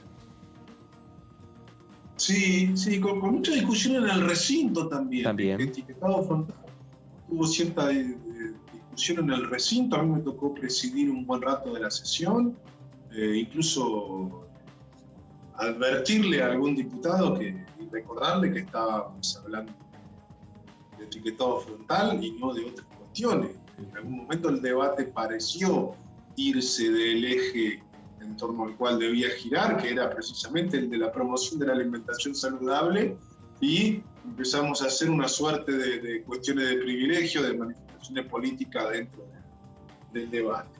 Creo que más allá de eso, hubo muy pocos votos negativos respecto de una ley que era necesaria y que necesitaba consenso. Todos del mismo sector, llamativamente, se podría llamar el larretismo porteño, ¿no? Diputado Pérez Araujo, ¿cómo le va? Laura Sarra lo saluda. Preguntarle cómo le va. Preguntarle porque, bueno, recién hablábamos con el diputado Gustavo Mena de la provincia de Chubut, una de las provincias sobre las que recaen muchísimas expectativas, tanto del oficialismo como de la oposición, como de Juntos por el Cambio, por las elecciones que se van a celebrar dentro de una semana y media, ver si efectivamente se ratifica o no el resultado de las primarias. ¿Cómo observa usted que va a ser el comportamiento electoral en su provincia, teniendo en cuenta que en las primarias, se impuso Juntos por el Cambio, y ahora la cosa parece como más peleada, ¿no? Por lo menos eso es lo que anticipan algunas encuestas. ¿Cómo está viendo usted el humor social allí en La Pampa? Bueno, el humor social está mejor que con el que arribamos a las PASO. Esto está claro, ya llevamos un par de meses de distensión respecto de la cuestión de la pandemia que tan a mal traer nos tuvo a todos los sectores políticos, aunque alguno parece que usufructuó de esa situación, de ese mal humor social, de ese malestar generalizado que las distintas consecuencias de la pandemia trajo aparejado. Creo que en La Pampa, a nosotros, al Frente de Todos, al Partido Justicialista, que es el principal integrante y por eso soy miembro y representante, nos costó enfrentar con una única lista, sin una PASO planteada, a 5 listas. Claro. Del Frente Juntos por el Cambio. Eso sabíamos que iba a ser complejo, sabíamos que iba a ser una acumulación de votos con 5 ofertas electorales que por ahí se nos iba a complicar compensar de algún lado. Ahora la campaña está ya unificada, esto es de frente contra frente. creemos que lo que busca Juntos por el Cambio en nuestra provincia es nacionalizar la elección con visitas de célebres miembros de su frente a la provincia. Ha venido la exdiputada Carrió, viene Larreta, vino Patricia Bullrich, vino Gerardo Morales, Mario Negri, digamos. Casi todos ellos exfuncionarios de un gobierno nacional que gobernó durante los 4 años anteriores y que verdaderamente padecimos en la provincia de La Pampa. Ahora parece que todos se acuerdan de La Pampa, ¿no? Todos quieren venir a La Pampa, todos nos quieren visitar, todos quieren venir a traernos recetas nacionales o de otras provincias cuando les tocó ser gobierno y verdaderamente nos sometieron a una discriminación sin parangón alguno en la historia, por lo menos desde la vuelta de la democracia hasta aquí. Yo era funcionario del Poder Ejecutivo Provincial, nos tocó tener que ir a la Corte Suprema de Justicia de la Nación prácticamente todos los años de gobierno de Macri con algún tema pendiente, porque no podíamos resolver desde la política las deudas del Estado Nacional con nuestra provincia, y además esto lo venimos diciendo en la campaña, tanto el gobernador como los candidatos y candidatas. Tuvimos un cese de la obra pública tremendo, tuvimos corte de las viviendas sociales, tuvimos cese de envío de fondos para los programas de desarrollo social y de salud. Verdaderamente aquí en La Pampa padecimos muchísimo los 4 años de Mauricio Macri. De hecho, a las pruebas nos remitimos. En la elección provincial ganamos por 19 puntos, en la elección nacional ganamos por 14 puntos, 51, 52% de los votos. Fueron números históricos para nuestra provincia, para el peronismo, para el Frente de Todos. Así que no nos preocupa mucho que vengan estas estrellas de ocasión de la índole nacional de Juntos por el Cambio a decirnos lo que tenemos que hacer. Estamos nosotros enfocados en nuestro proyecto de provincia, en seguir defendiéndolo en el Congreso de la Nación, como venimos haciendo, y tratando de que vayan a votar todos los pampeanos y pampeanas que no fueron a votar en las PASO, que fueron muchos. Diputado, ¿qué tal? Buenas tardes. Daniela Mosetic lo saluda. Hablando un poco de las reconfiguraciones postelectorales y post 10 de diciembre o diciembre en general, le quería preguntar, así como está sucediendo la discusión en Juntos por el Cambio sobre los próximos 2 años, ¿puede ponerse en riesgo la conducción de Máximo Kirchner en el caso de que los números no acompañen al Frente de Todos? Bueno, no, a mí no me parece que esto deba suceder. Creo que la conducción del bloque viene siendo correcta. Hemos logrado mantener un bloque único en un frente que tiene cierta heterogeneidad en su conformación desde el inicio. Esto nos sucedió a nosotros en la provincia de La Pampa. Fuimos por ahí los primeros que armamos el frente para una elección provincial que fue en el mes de mayo de 2019, con cierta antelación conformamos el frente y también aquí subsiste y sin mayores inconvenientes. Nosotros en el bloque tenemos una convivencia plena con algunas diferencias, no siempre estamos de acuerdo en todos los puntos, las hablamos donde hay que hablarlas, que es en el seno del bloque, en las reuniones que venimos teniendo. Ahora incluso reuniones que han sido sectorizadas, nosotros nos toca realizarlas con los compañeros y compañeras de la Patagonia, luego tuvimos la reunión general antes de la sesión, creo que estamos ordenados. La voluntad popular irá por ese mismo lado o irá por otro, pero no creo que empañe el desarrollo de Máximo como jefe de bloque y de todos los compañeros y compañeras que integramos el mismo en un mantenimiento de una posición única, aun cuando hay algunas diferencias, pero en general hemos mantenido la misma posición, tanto en las comisiones como en el pleno, temas que nos han dividido a los argentinos y argentinas muy tajantemente. Claro. Hernán, después del 14, todos estamos hablando que obviamente se viene la discusión de los temas económicos, el tema presupuesto 2022. ¿Hay algunos temas que a usted le parece que van a estar en la agenda, que no pasen por lo económico, o temas que en particular le interesa a usted discutir en lo que queda de esta etapa del Congreso 2021? Bueno, ante el recambio de legisladores y legisladoras y el tiempo apremia y tenemos que sancionar el presupuesto, obviamente previamente discutirlo, que vengan las autoridades del Ministerio.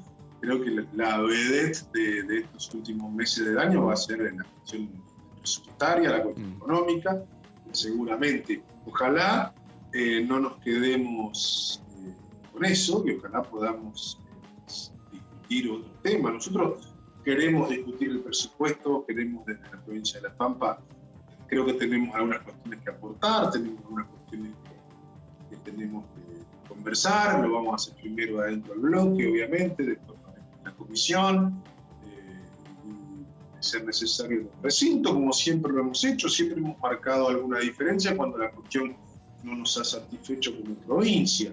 Nosotros representamos al Ejecutivo Provincial en esto, somos, digamos, la voz del gobierno provincial en la Cámara de Diputados cuando discutimos el tema. Así que será la vedette seguramente. Ojalá tengamos el tratamiento de otros temas también. Yo, sin ir más lejos, tenemos dictamen de ley de humedales de la Comisión de Recursos Naturales y Medio Ambiente. Ojalá podamos tener el dictamen en las otras comisiones. Tenemos pocos días, es cierto, pero creo que es necesario, creo que hay un reclamo social de la militancia ambiental cada vez más fuerte respecto de eso. Está avanzando un proyecto de mi autoría también en esa comisión, un proyecto de presupuesto mínimo de evaluación de impacto ambiental, con el que hemos prácticamente unificado un texto con el diputado Mena. Esto creo que es importante, ojalá pueda avanzar también en esa comisión.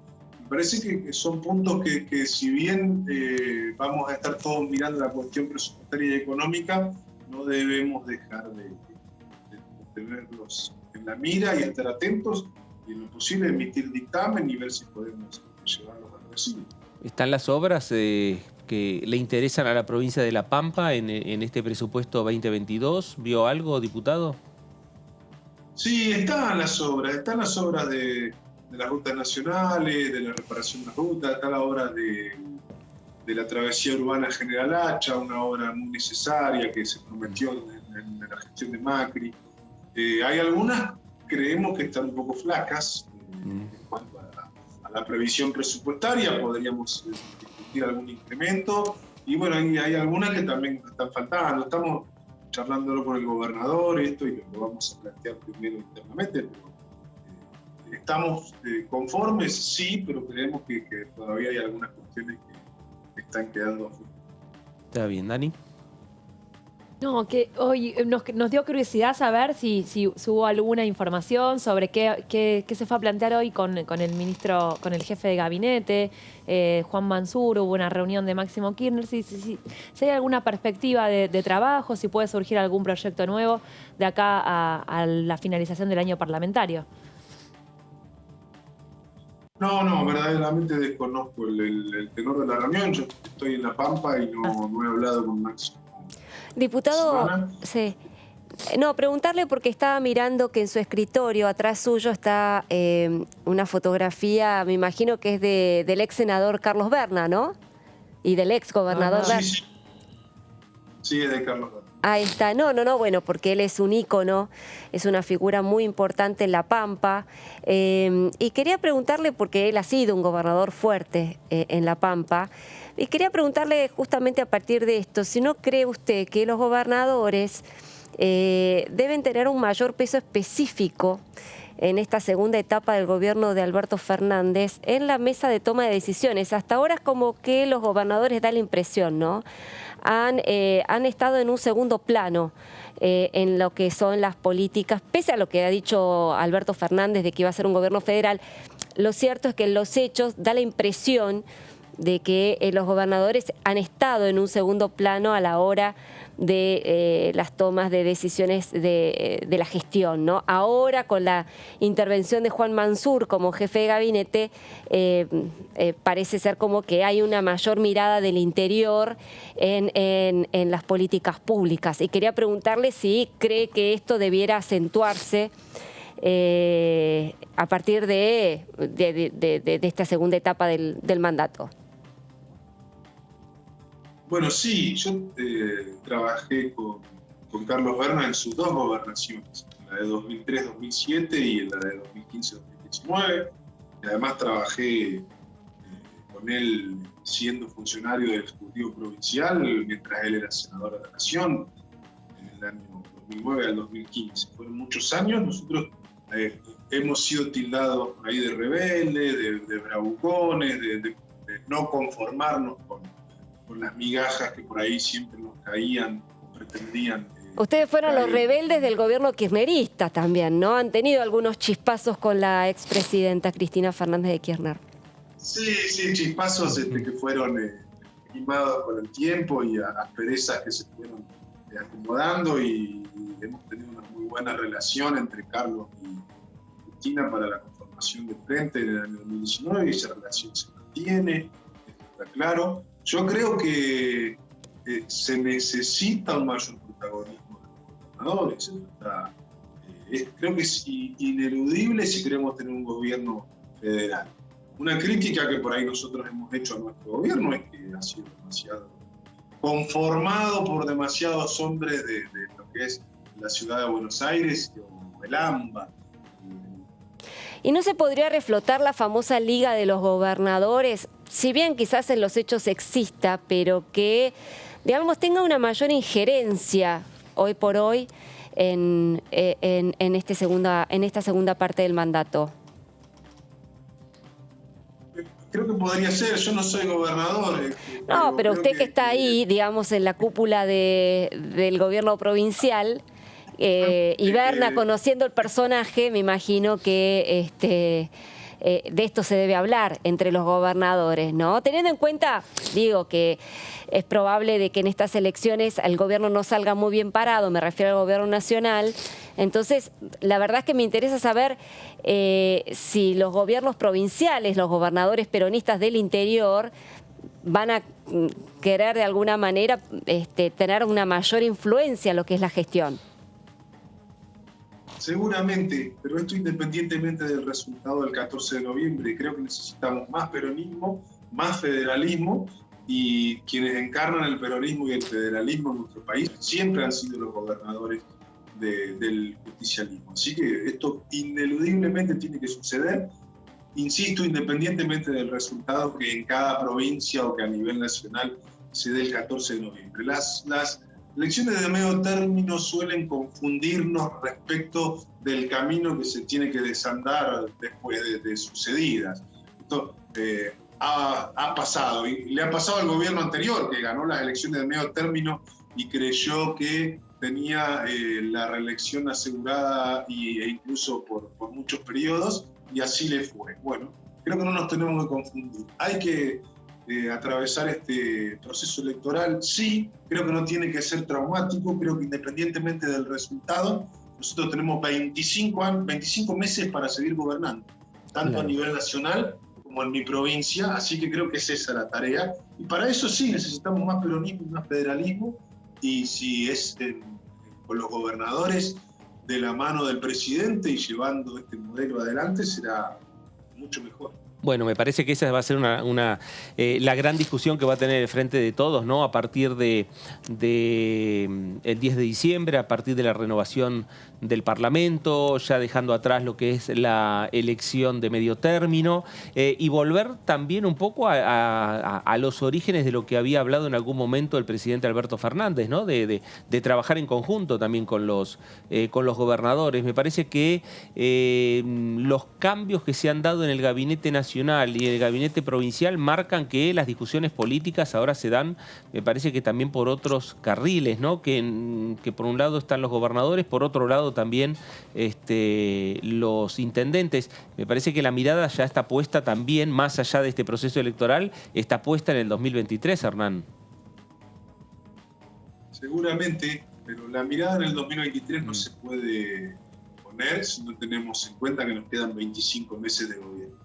No hay 2023 sin atravesar 25 meses de gobierno en los que tenemos que por ahí volver a la fuente, volver al inicio, olvidarnos de estos 18, 19 meses de pandemia que atravesamos y relanzar el modelo que habíamos venido a proponerle a la sociedad argentina en el año 2019 y que en apenas 3 meses se trastocó violentamente, si se quiere, por la irrupción de la pandemia.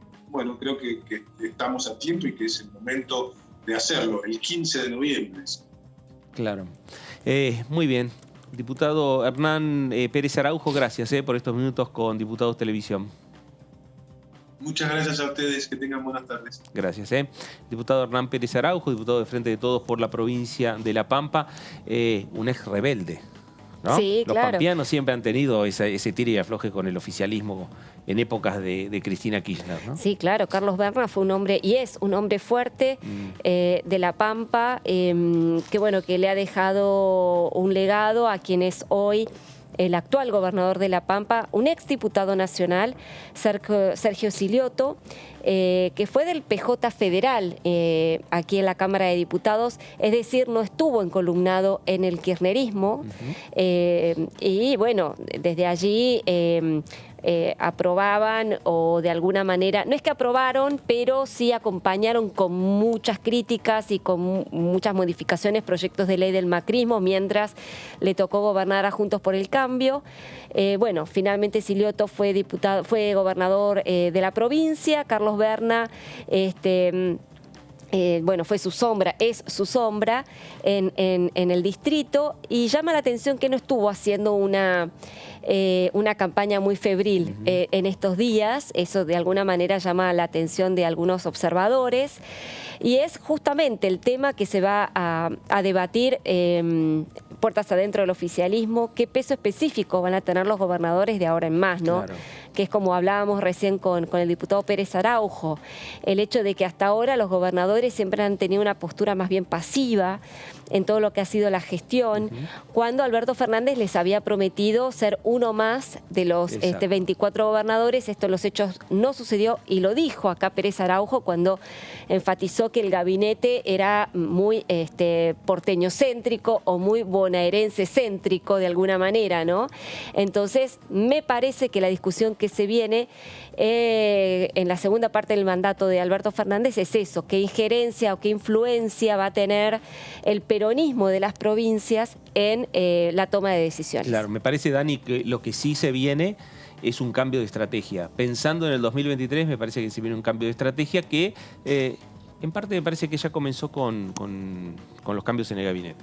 Exacto, eso quería mencionar. Bueno, la llegada de Mansur puede ser una muestra de este intento de dar mayor protagonismo, de tener una base más sólida de sostenimiento, de enfrentar estos 2 años que seguramente van a ser difíciles desde lo político.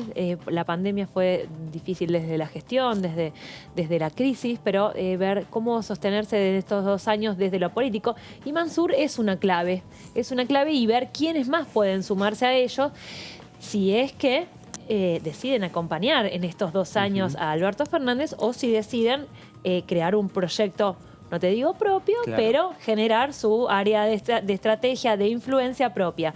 Entonces, bueno, ¿cómo construir eso? Y ver, primero, vamos a ver los números del 14. ¿Cuántos sacaste vos? ¿Cuántos senadores trajiste? ¿Cuántos se fueron? ¿Cómo fue tu participación en la campaña? Ver esa hoja de ruta y decidir quiénes siguen, cómo siguen y quiénes van a estar acompañando a Alberto. Ni siquiera una radiografía, una tomografía de la elección, ¿no? Sí. Para saber bien qué es lo que pasó o qué es lo que va a pasar el 14 de noviembre. Mientras tanto, el presidente de la Nación, Alberto Fernández, que está en Escocia, en Glasgow, que pasó por Roma en el G20, bueno, de todo eso, la diputada Natalia Sousto habló con nosotros de esta manera. Primero tenemos que priorizar a nuestro pueblo, a nuestra gente, que no la puede estar pasando mal cuando tenés que pagar una deuda que es impagable, que la contrajo el gobierno anterior de Macri, endeudándonos por 100 años y prometiendo un pago que era imposible de realizar. Entonces me parece que sí, que en ese caso, bueno, que además no quedó ni un peso acá, que la mayoría se fugó al exterior de toda esa plata. Entonces me parece que hay que revisar el tema de la deuda, sí, por ahí generar un cronograma de pagos, pero siempre priorizando en este momento, más que salimos de una pandemia, con una situación económica que recién se está empezando a reactivar, que hay que priorizar la situación de la gente, que como contaban ustedes al principio, bueno, nada, hay una parte importante que la está pasando mal o que la pasó mal. Natalia Souto, diputada del Frente de Todos. Quien también habló con Diputados Televisión fue el diputado Pablo Tonelli, respecto también a estos temas y otros de esta manera. En primer lugar, no es cierto que estemos creciendo y menos al 10%. Eso no tiene ni pie ni cabeza.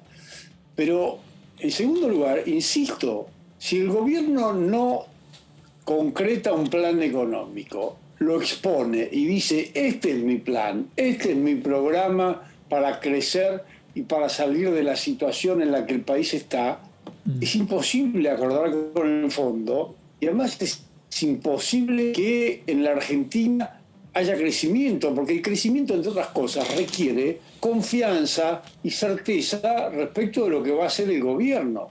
Pero si uno, y particularmente los inversores y los agentes económicos, no saben qué es lo que va a hacer el gobierno, porque el gobierno no lo dice. Muy por el contrario, lo que dice es que no tiene plan. Entonces es muy difícil que haya crecimiento.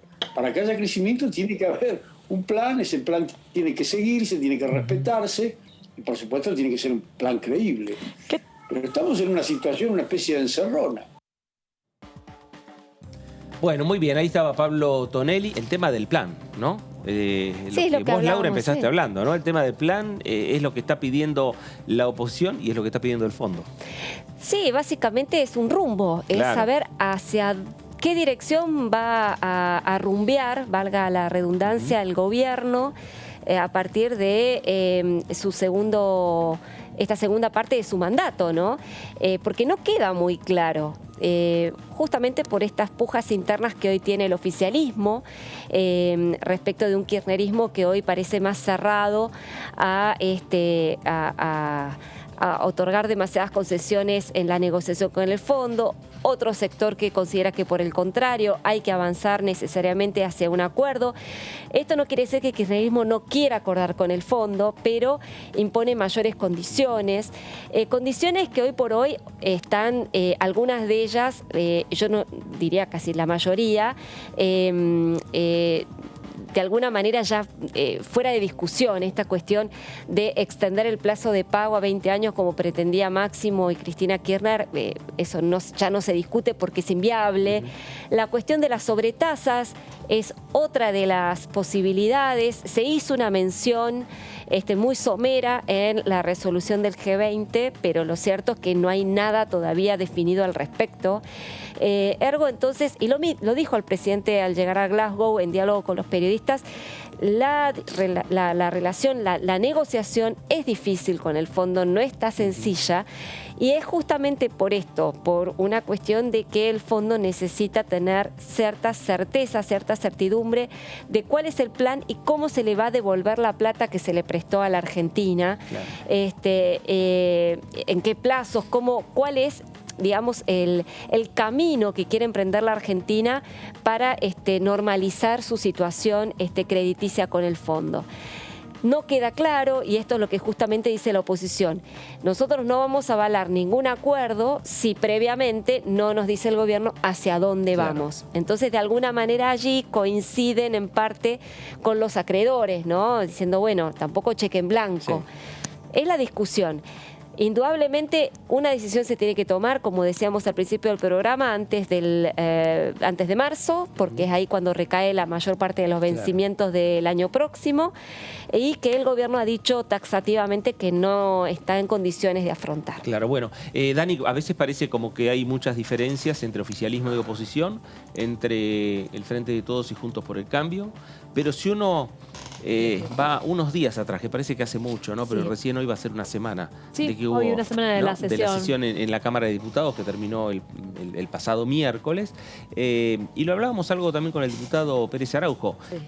Hubo mucho consenso y mucho acuerdo. Cuando se quiere, se logra el acuerdo. Bueno, desde el momento de la convocatoria de la sesión, desde ahí comenzaron esos acuerdos. Una sesión que había sido convocada como más de una semana antes, últimamente no venía sucediendo. Es una sesión que ya tenía fecha, ya tenía temario, o sea, arrancó con el consenso. Sirvió la experiencia de lo que fue la primera convocatoria a principios de octubre, pero bueno, vamos a mirar la parte positiva, con un temario que hace falta también. Y cuando hace falta se empiezan a poner todos de acuerdo porque son temas que requieren, por ejemplo, las provincias. Estaba tratando el régimen de los trabajadores de las viñas, de los trabajadores frutales, un montón de urgencias de que tienen que ver con la subsistencia diaria o de condiciones de trabajo. Bueno, eso eran requerimientos que estaban todos de acuerdo. Estaban todos de acuerdo con la ley ovina, que era una prórroga que se venía pateando desde antes de mitad de año también, que se lo necesitaban. No es un número tan significativo en la economía, pero era un sector que le importaba mucho, por ejemplo. Bueno, etiquetado frontal, un acuerdo que fue trabajado realmente durante un año entero, desde la salida del Senado hasta que vio la luz como aprobación definitiva acá en diputados. Un año tardó ese consenso al que se logró. Y bueno, lo que hablábamos antes también, el alivio fiscal, que forma parte de algunas concesiones que hace la oposición y que se da cuenta, bueno, por ahí no es el proyecto ideal porque hubo algunos cambios que fueron incorporados, no es el proyecto que la oposición presentaría, pero también es lógico y es importante el acompañamiento económico después de la pandemia. Claro. Así que, bueno, ese acuerdo se logró, vamos a ver si tenemos otra instancia. Y sí, claro, y temas que tienen que ver, por ejemplo, con la temática medioambiental, también es un tema que el Congreso de la Nación viene buscando acuerdos. El diputado Pérez Araujo hablaba otro de los diputados que entrevistamos, hablaba de la ley de humedales, que tiene sanción o tiene el visto bueno en una de las comisiones, en la Comisión de Medio Ambiente, que faltan otras comisiones, pero son temas que se vienen trabajando con consenso. Sobre ese consenso la diputada Jutrovic nos decía lo siguiente. Con el tema de las leyes ambientales en general hay muchísimo interés de la comunidad en general y en nuestro bloque tenemos ahí nuestros compañeros que están involucrados en la Comisión de Ambiente y que bueno, que tratan de impulsar, ¿no? Sabemos que todo este tipo de leyes no son fáciles, que llevan un tiempo de proceso, pero bueno, como no les tengo que decir a ustedes que conocen perfectamente cómo funciona nuestra Cámara, no tenemos lamentablemente el quórum propio como para poder definir algunas cosas como quisiéramos, porque son parte de nuestra agenda.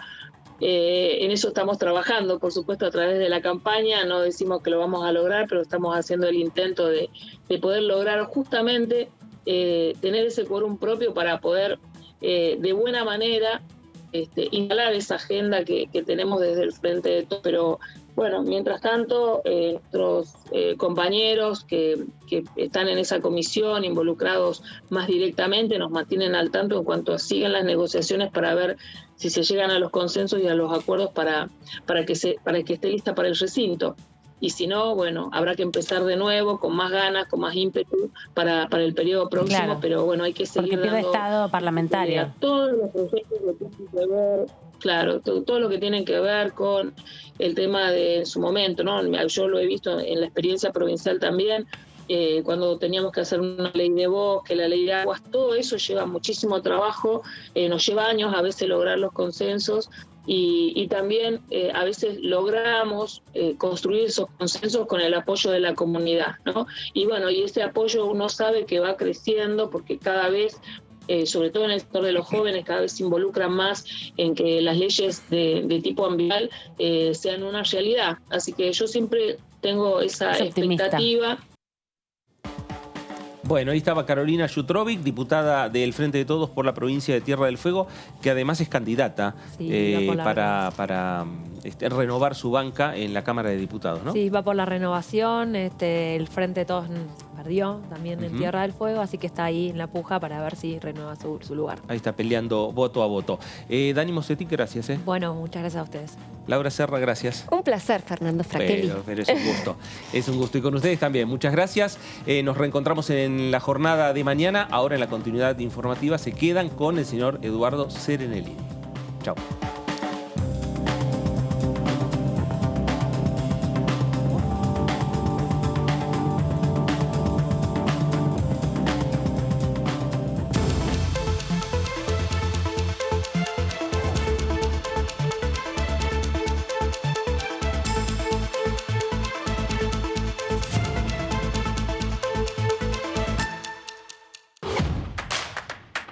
Información. Análisis. Diálogo. Consenso. Innovación. Economía. Ambiente. Tecnología. Federalismo. Pluralidad.